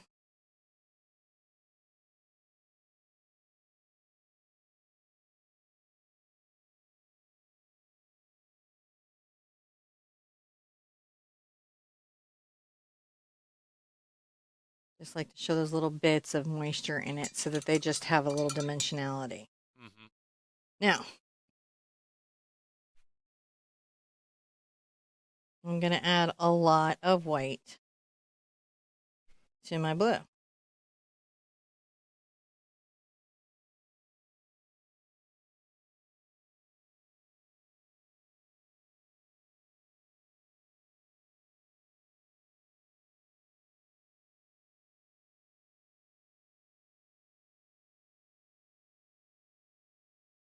I might even paint over my black. Hopefully it will still show so I can find it again. Oh no! Oh, it really covered it. Okay, I can It's find it again. gone. It just went away. I might have liked it to still show so I could place it again, but it's okay.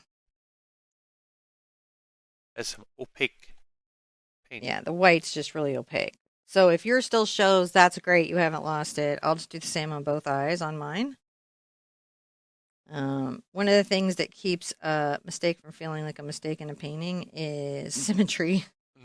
Mm. If you make it one place and you do it another place, you've made a choice.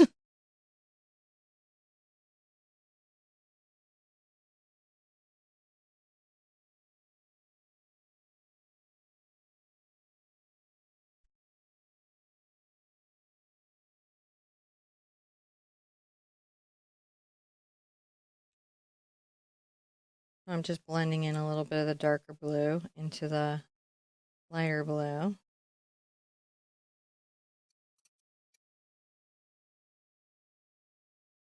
You get a lot more white and just tinted blue.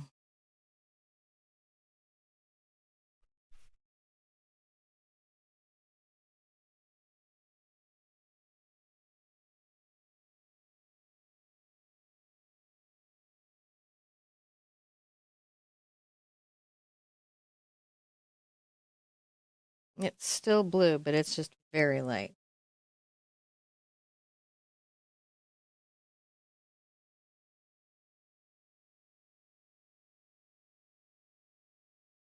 Just making sure that I've got a nice curve to it so when I put the pupils back.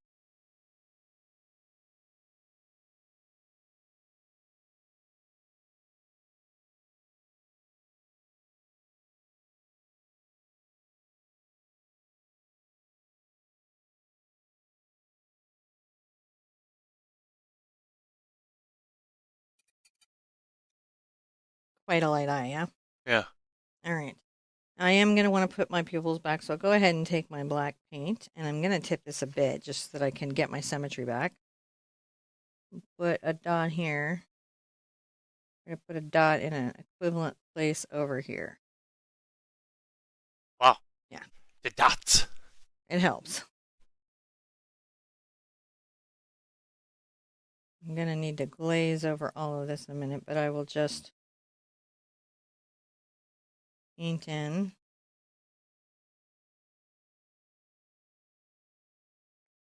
Now, interestingly enough, if the black is very large, that emotes one kind of emotion. If it's small, it emotes another kind of Huh. emotion because our the size of the irises, they're called irises. Irises. I should look things up before I talk about it. They're eye parts. Parts, the pupil. Um, if the pupil is large, it can mean a set of things, and if the pupil is small, it can mean a set of things.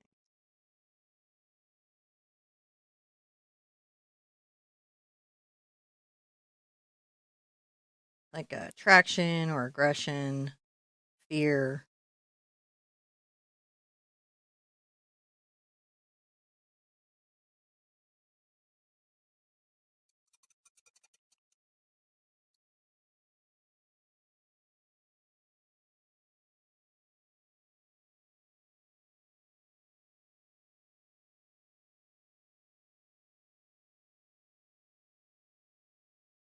Now, again, I'm going to glaze over all of this. So let's dry this and we come back. We'll finish up the eyes.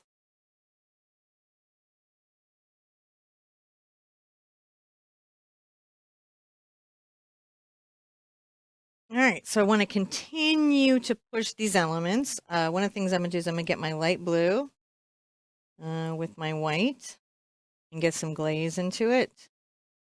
Even add a little weirdly green. Strange, right? Just I'm making sure I have so much glaze that's a nice glaze, and I'm going Yeah. to come over everything, including the dark part of the eye.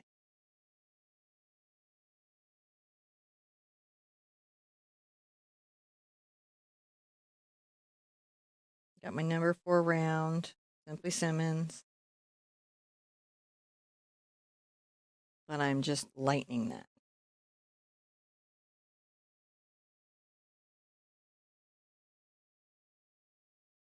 Milking it out. Another cool way of making things feel alien. Well, that's all having a little bit of a dry. Come into my yellow and my white again.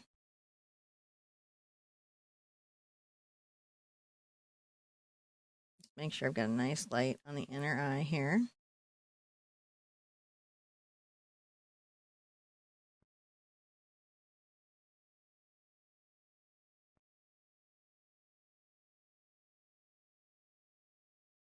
Sometimes I'll just look at things and be like, oh, can we, is there something we need to do here for balance or whatever, what do we got? Yeah. What needs something from us?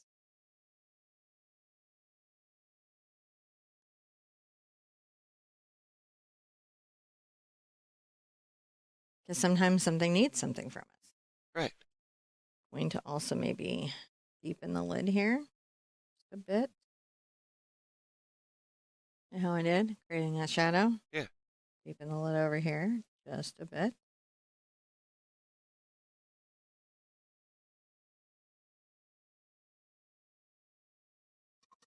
You know, while this is having a dry, rather than going to a whole other step, what I'm going to do is I'm going to put out some golden fluid acrylic. This is not as thick as the heavy body paint, but yet highly pigmented. I'm going to pour a little bit out over here.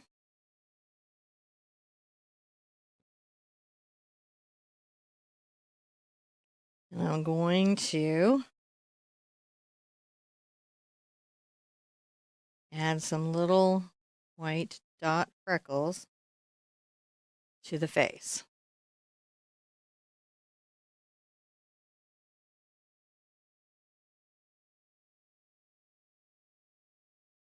Now, we're not done with these little white dot freckles. We're going to make them a little more embery. But for the moment, we just kind of want this nice little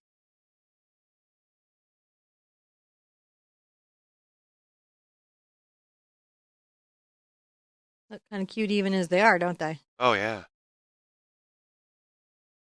That's pretty good. Go ahead and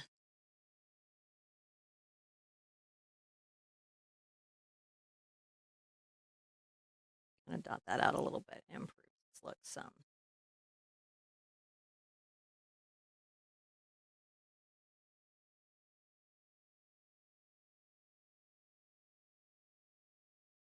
All right. Now I want to dry this. And then I'm going to come back and put in a shadow glaze and then highlights and then lash. It's going to be cool.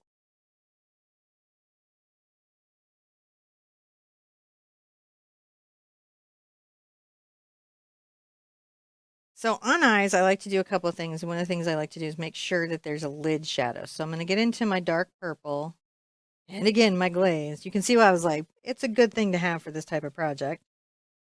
And I'm going to glaze across half the eye with that shadow.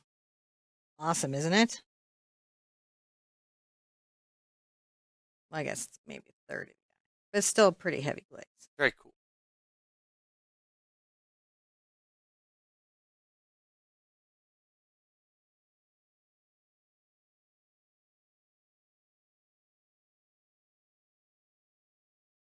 Quite nice. I'm going to get back into my detail brush. I'm going to go ahead and get into my black right now.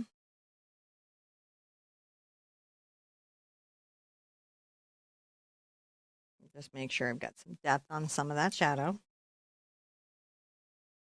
I may be back with the paint pen in a second, but I'm just trying to make sure I've got this here.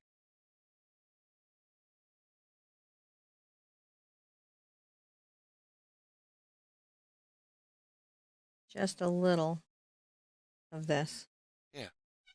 you know, with a darker kind of element there.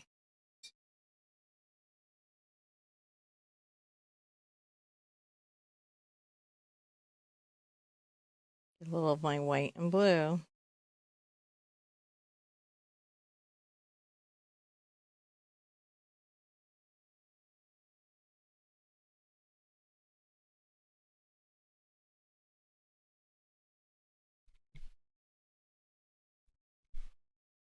A little of my yellow in here.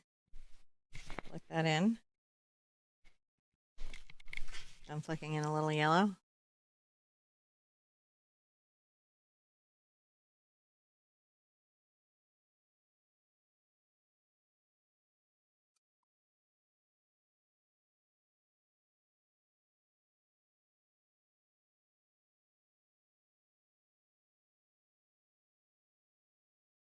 A little bit of my light color here.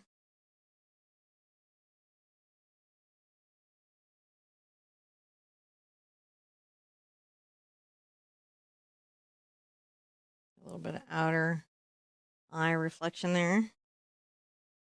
The outer side, a couple little interior dots on that eye as well. Match that up if I can a little bit.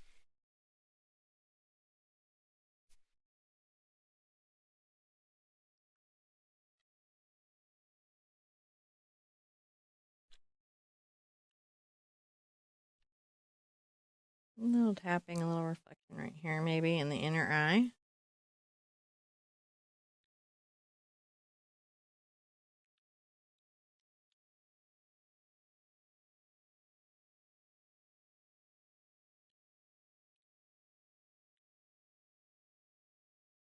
And a little extra exaggeration on the nose. Top of the lip. Corners of the cheek. Just a little bit of extra exaggeration.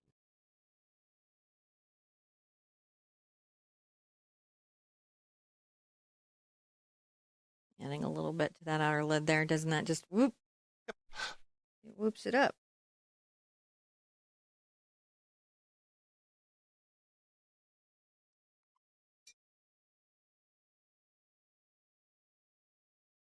Okay. So these should be dry now. I'm going to go ahead and get a little yellow.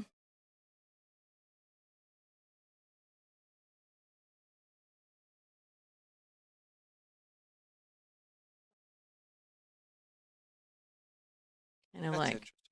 halo them. I suppose I could have gone the other way, but it's interesting to go this way.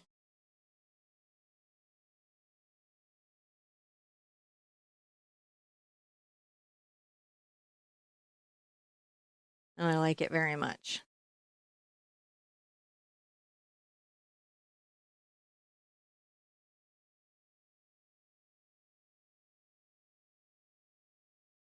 Just quietly taking yellow in my number one monogram liner, or liner. The difference between a liner, a monogram liner, and a script liner is just the length out. Sometimes the finish of the toe. All right, look at that go. That just adds some whole thing, doesn't it? Does.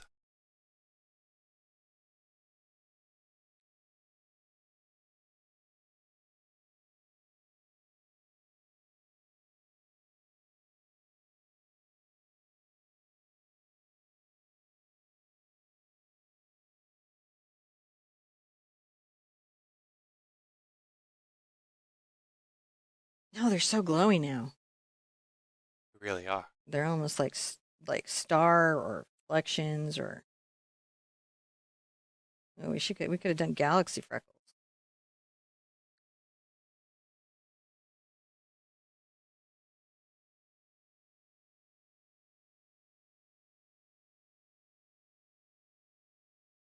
Well, I'm here and can come back through and make sure that I got a little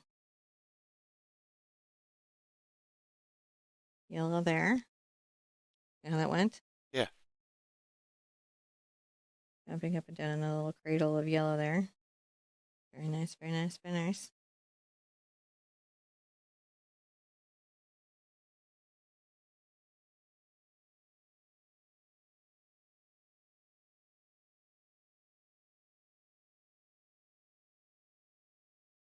I like that very much. I'm going to continue on with my liner here.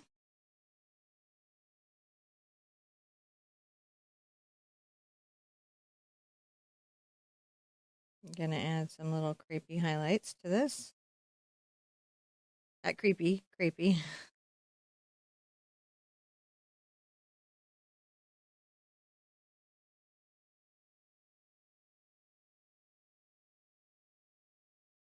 Just some extra drama. Yeah.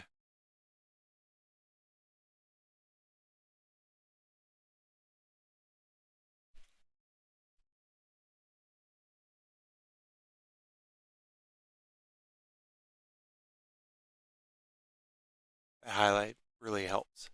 It does, man. It's just one of those things that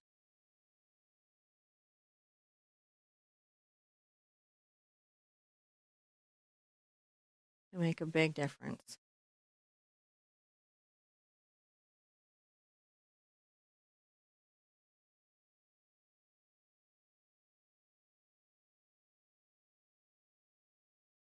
But there are things about fantasy art that are more forgiving, like that you have to have strictly anatomical proportions, right? That are based in, human faces. Yep. Not as true. But it doesn't mean it's any less work or it doesn't require you to understand anatomy any less. It just means that you express that understanding in a different kind of way. I'm going to come here and kind of really exaggerate my collar. Oh, yeah.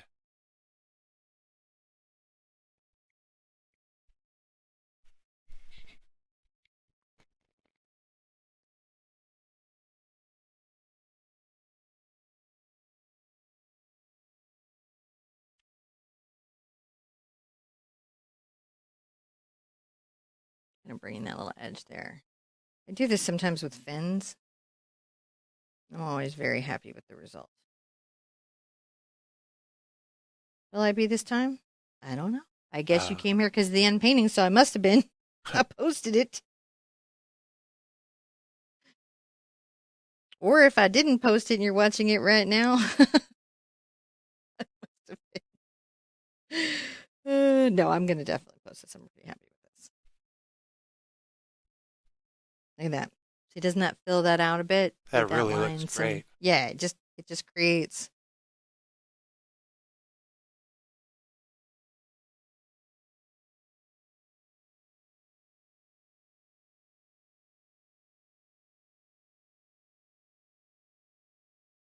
just a little more interest. Yeah.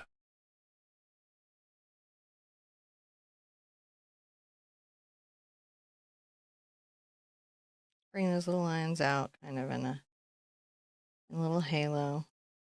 Again, exaggerating that color, that cup. Hmm.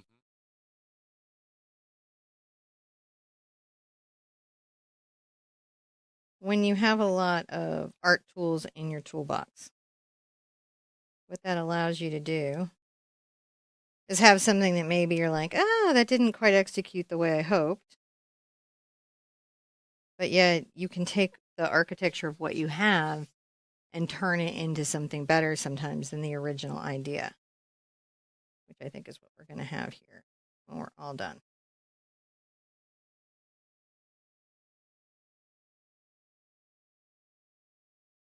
Now, I have pretty nice art materials, but anymore, there's a lot of companies that make versions of these that are less expensive. And they're perfectly fine. What you just need to know is they maybe don't have as much coverage or color or performance is what I'm using, Right. but they're perfectly, perfectly fine.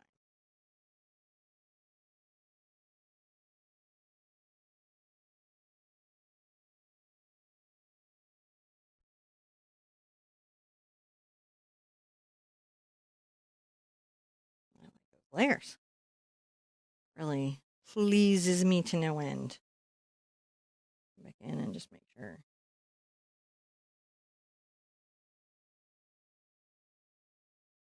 they're as bright as I am hoping that they are.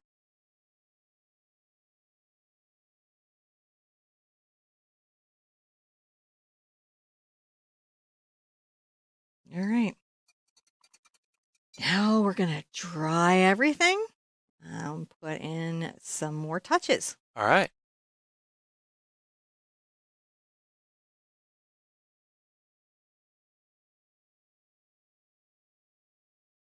So I'm going to want to put some flame through here. And to do that, I'm going to begin with a little of, I gotta make sure my brush is completely clear. Let me get fresh water. Using my number 4 round at first. This would be a great place to use your grass comb if you have one, or your filbert grainer. Great place. I'm going to begin with a little white, and I'll go ahead and just put a little dot here in the center, committing me to this experience. Little brush strokes up, and then go ahead and make sure that I've got my little flames. So flames, very impacted by the environment around them, right? Wind and fuel. And they are in motion just generally as little creatures.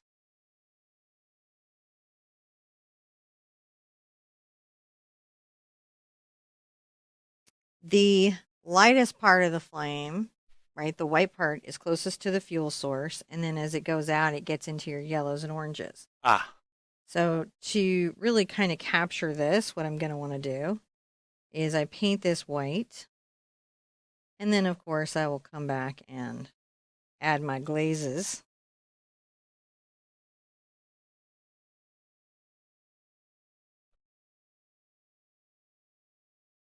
Sometimes with little embers that come up, right? Yep.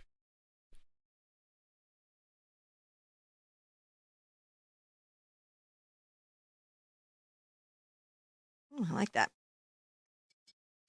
Well, all this is having a bit of a dry. I'm going to get my Posca pen back out because I think it will be fun to use in this space. Now, this is Mars Black, so I can come in and even as it dries, right, it won't be a completely different sheen than my paint. It's like I don't learn the lesson. I'm going to turn this a little bit to the side. Okay. like this. And I'm going to just make sure I've got a good left eye. And actually, I have to dry all this to do that. All right. So I'm going to dry it real quick. Not a new step. Correct.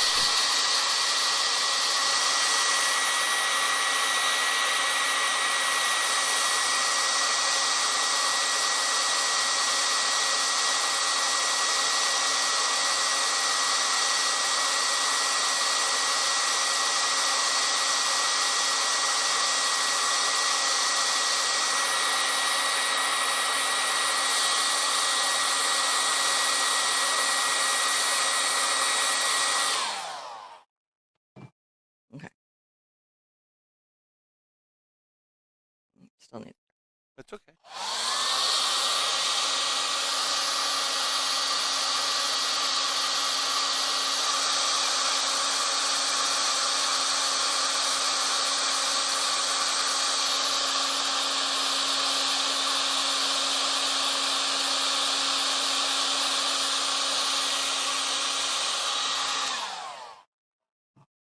Okay.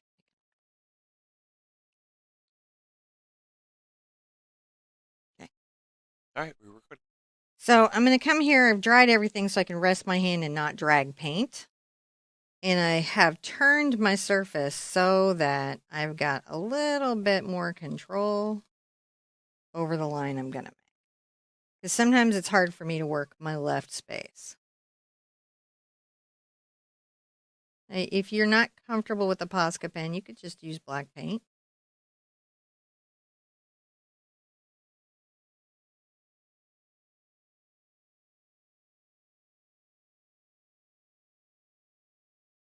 Then I can turn it back. And this will let me kind of work these two together a bit.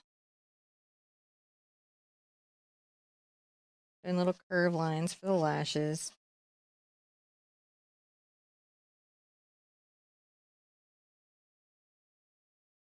Maybe come under the eye a little bit over here with a little bit of a dark line. I can also use my pen now to very delicately work around my wings, ears,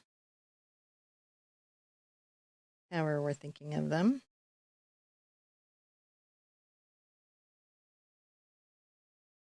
It gives it just a little more detailing to the hair, to everything.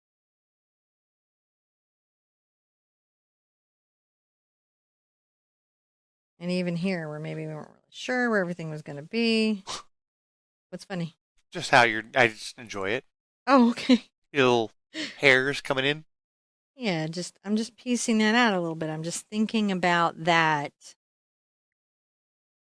dimensionality, just some.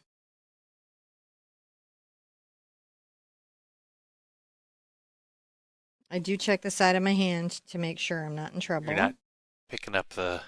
Yeah, and I'm going to make sure I've got a deep shadow inside my nostril. I might even exaggerate the shadow at my lip a little bit, but just lightly. Let me make sure I can see that well. Sometimes flat you don't see as well as you need to.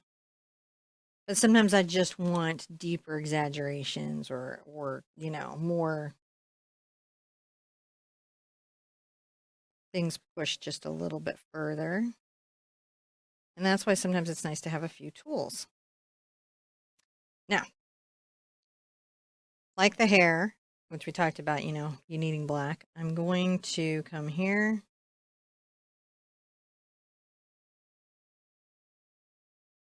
I'm going to give a black object.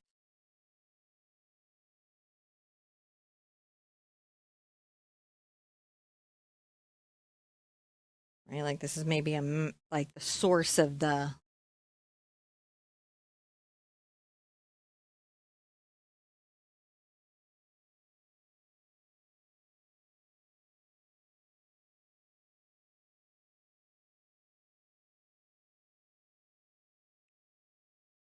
creating little design elements, right?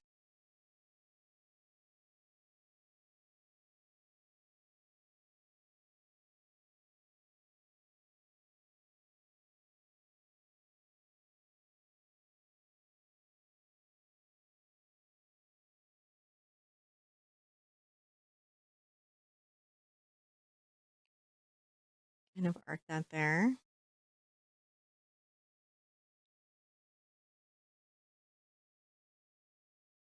Big dots across the top of the brown. That looks very nice, I think. You know, unexpected markings is another way that you can play with the fantasy aspects of your characters, is how, you know, certain parts of them are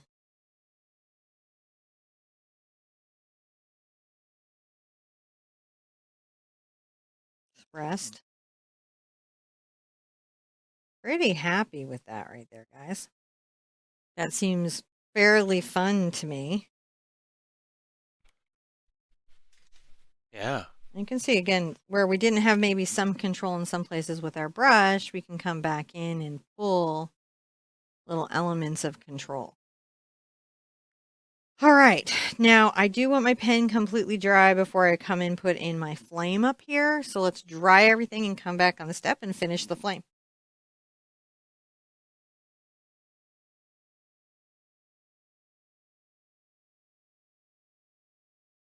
Well, she's a lot. She's turning out great. She's a lot. I'm going to go ahead and take my number 4 round again. I'm going to get my cad yellow, just my pure cad yellow, and come in here and kind of glaze. I don't really even need to get glazing medium for this because cad yellow tends to be a little bit transparent. That makes sense. And I'm going to be coming back with like oranges and everything. I just want to make sure that I've got a nice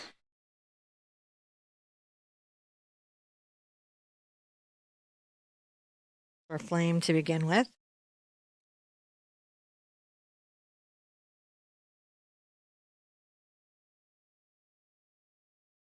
Looks pretty good, yeah. Come here and add a little yellow. I can always add some more white back, right? Sometimes just getting a little yellow in there is helpful for that.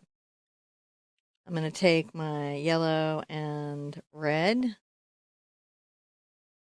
make a pretty bright orange. You could use Pyro Orange if you were having trouble getting a good orange.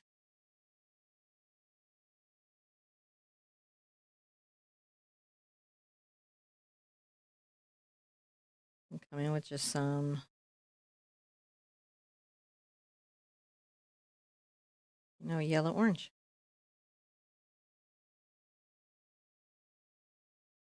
If you like painting fire, I have so many videos. Fire, There's some fire. there's campfires, there's fire roses.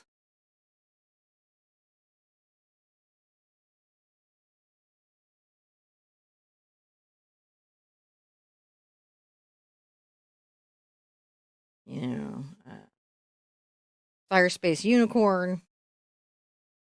You like fantasy art? Got dragon. I need to do another dragon. Mm. Got purple dragon and traditional dragon, but I need to do another dragon. Dragons are fun. I love doing it.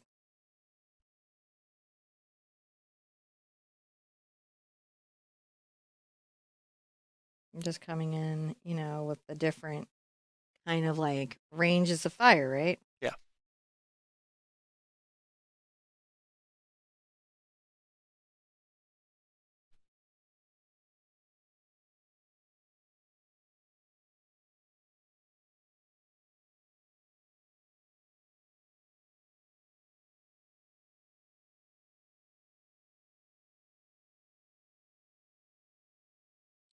Come back with a little bit of yellow. If I get it too dark, too close to the source, right?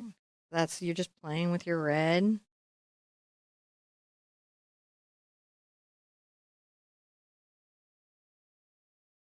And your orange.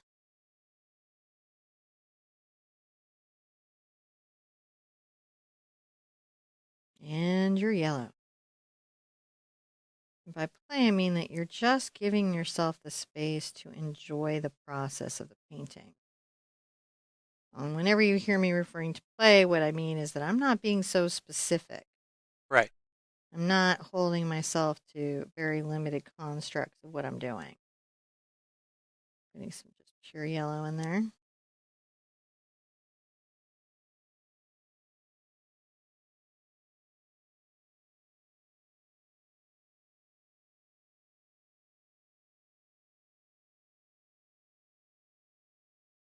We'll be getting some of those little freckles going off the flames up into the distance, I can tell.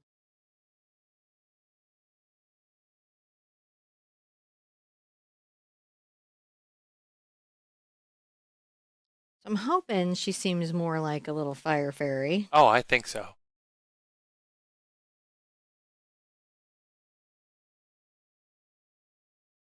Remember when I talked about the wood having little embers? Mm-hmm. I'm going to make sure there's little embers into that sort of, we'll call it queen stone, right? Or Yeah. whatever.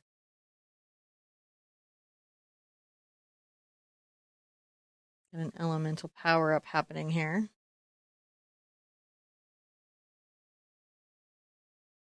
Coming in, curling some little flame back. I do like to just sort of paint my fire. It's a fun thing to paint. And look, it's already pretty fiery, It right? really is. But I'll come back into my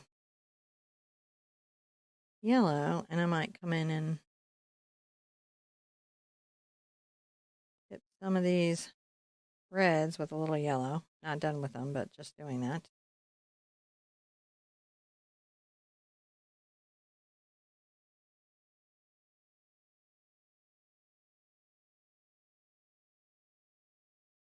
And giving it that texture.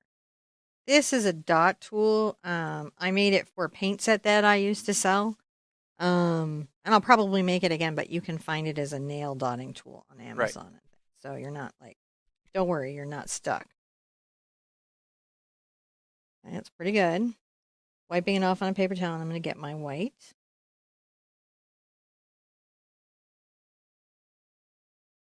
That's how we get those embers.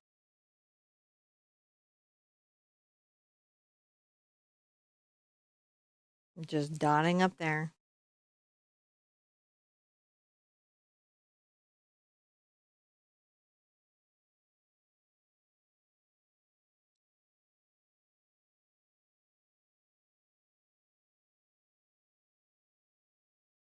See how we dotted the embers in the black fuel source.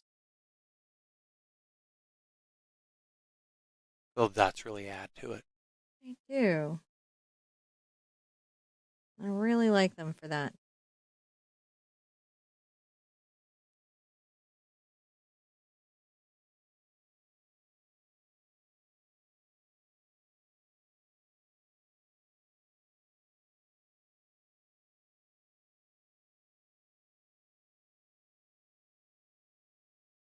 All right, let's.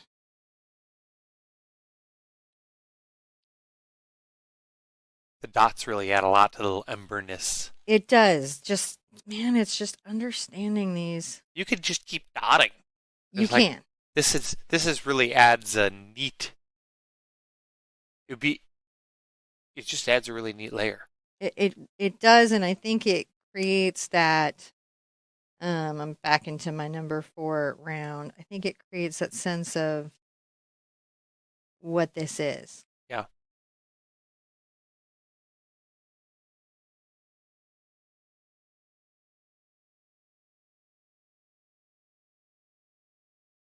And so while this is not a perfectly symmetrical element in the face, Mm-hmm. it still creates balance and yet is a little bit weird and fairy and strange.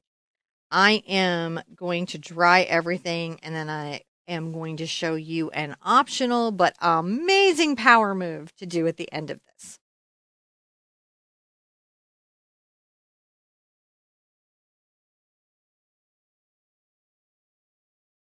All right, now as a last touch, and I've just done this before, and you may love it and you may not want to do it. So this is an optional element. I'm going to use a product called Chroma Pearl in yellow.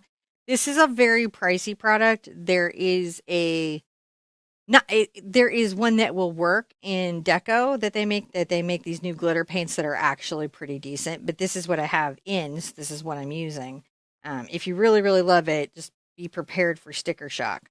I'm not saying it's not worth it. It's still super worth it. But it just is, even in our current new world situation, it's just a lot. Yeah. I'm going to go ahead and use my round just because that's going to give me some good control. And I'm going to use very clean water and a very clean brush. And I put out the Chroma Pearl. And I'm going to come to these areas that are wings or rough. And I'm going to, and you can kind of see it as I do it. I don't know if you can get in on it close. I think that they will. Yes, I can. I'm going to, in the same way that I put out little bits of elements of this. You guys see that there? Yeah, a little There shininess. you go. It just is one of my favorite products in the world. If you have, like a gift certificate burning a hole in your pocket to an art store and you already have everything that you need, this might be one of those fun products with which, oh, sorry, I didn't mean to move on you, You're good. with which to expand your art kit. I'm just doing little curve strokes. I'm just mimicking the strokes I already have and just letting it go over. And I'm just saying that framed, this just will take it to that fairy, Yep. fairy space. Let's see if you guys can kind of Oh, you can see the little sparkles. see how that does. I love it. Gonna make a weird time lapse.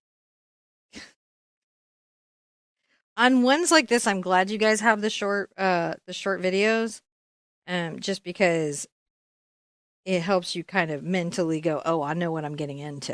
Hmm.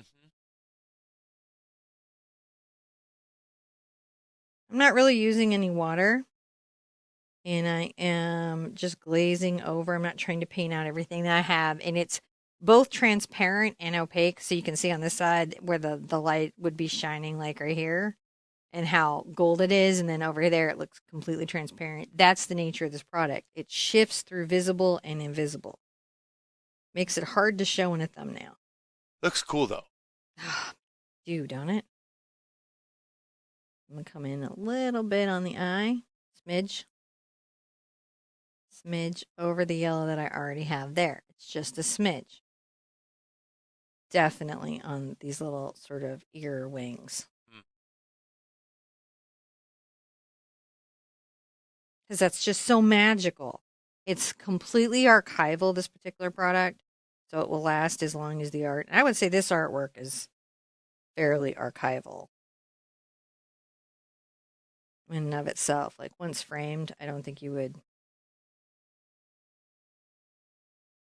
So I'm putting a little bit at the lid, and a little bit under.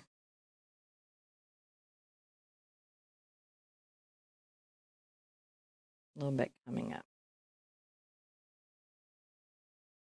Really, that's just the last little finishing fairy touches, unless you want to also glitter the freckles, which now I do because it looks really cool. Adding the sparkle to the freckles. I'm not sorry I decided to touch it there. I dig that. Just adds, takes it up.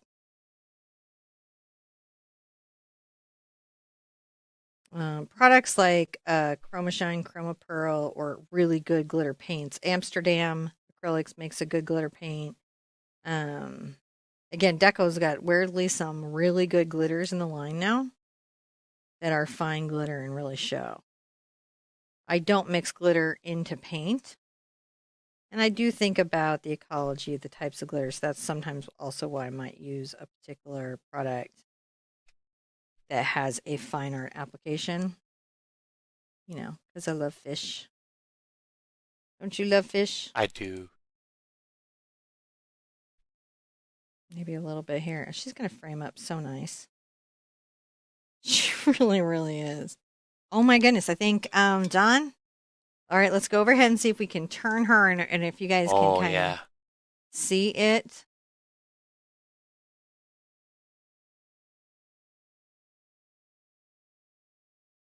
There, that's where you can see Yeah. that's where she glitters out. All right, so you can kind of catch that there. Now, because I used a Posca pen in the creation of this, guess what? What's that? I can sign it with Posca pen. Oh yeah. That's a guideline, not a rule. Sometimes people get a little about signature rules. What I'll say is I like to sign, some artists don't. I try to sign in colors and media that doesn't distract from the painting. Um, I also try to sign with the media that I made my artwork Hmm. from, and that's a little bit of ego there, uh, because when they're trying to figure out if your artwork is your artwork, one of the ways that it helps them do that is does the signature material in any way match the medium? So, oh my goodness, I got to scoot over. There we go. All right, when we come back, I'm going to tell you what you're going to do next. So, everybody, I can't believe we took that big fairy journey together. You can kind of see how amazing and how magical she is through the whole thing. You know, knowing how to create artwork like this is always fascinating. I really enjoyed it. I love those polls. So, if you don't know, in our Art Sherpa official Facebook group, every once in a while I put up a poll about like, what do you want to paint? And I put up weird keywords and I put up weird information. And based on what you guys say, I kind of create something original for y'all. Yeah. And so whimsical fairy and some other fun little words, fireflies and different things kind of came into this. And I was like, then other fairies happened in that design process. So hopefully some of you guys show up for this because I made more. Does that make sense? It does. And I would like to share them with you. This particular fairy's element is fire, and I love her. I think she is fire. I hope you feel like yours is fire. You know, remember that we have these resources, these tools for beginners, especially since 2020 or Mm. 2021. 2021, we started doing written out instructions, not just chapter marking and time stamping, not just step by step infographics, not just traceables, but little written out manuals that you can download and use with the video for instructions so you can then paint kind of above your comfort zone Hmm. because you have that extra help. And remember, even if you're not ready with all the tools or skills or art preparation that you would need to paint something like this, watching a complicated painting come together, you still get your mirror neurons firing, so you're still learning how to do it. Does that make Yeah, sense? it does. So I'm so glad for everyone who decided to come and chat and ask questions today. I hope you like this. I want to kind of keep leaning into it. So let me know in the comments down below if you're excited about that and what kind of fairies you're interested in, or magical creatures, or just anything fun and fantasy. On that note, be good to yourselves and be good to each other.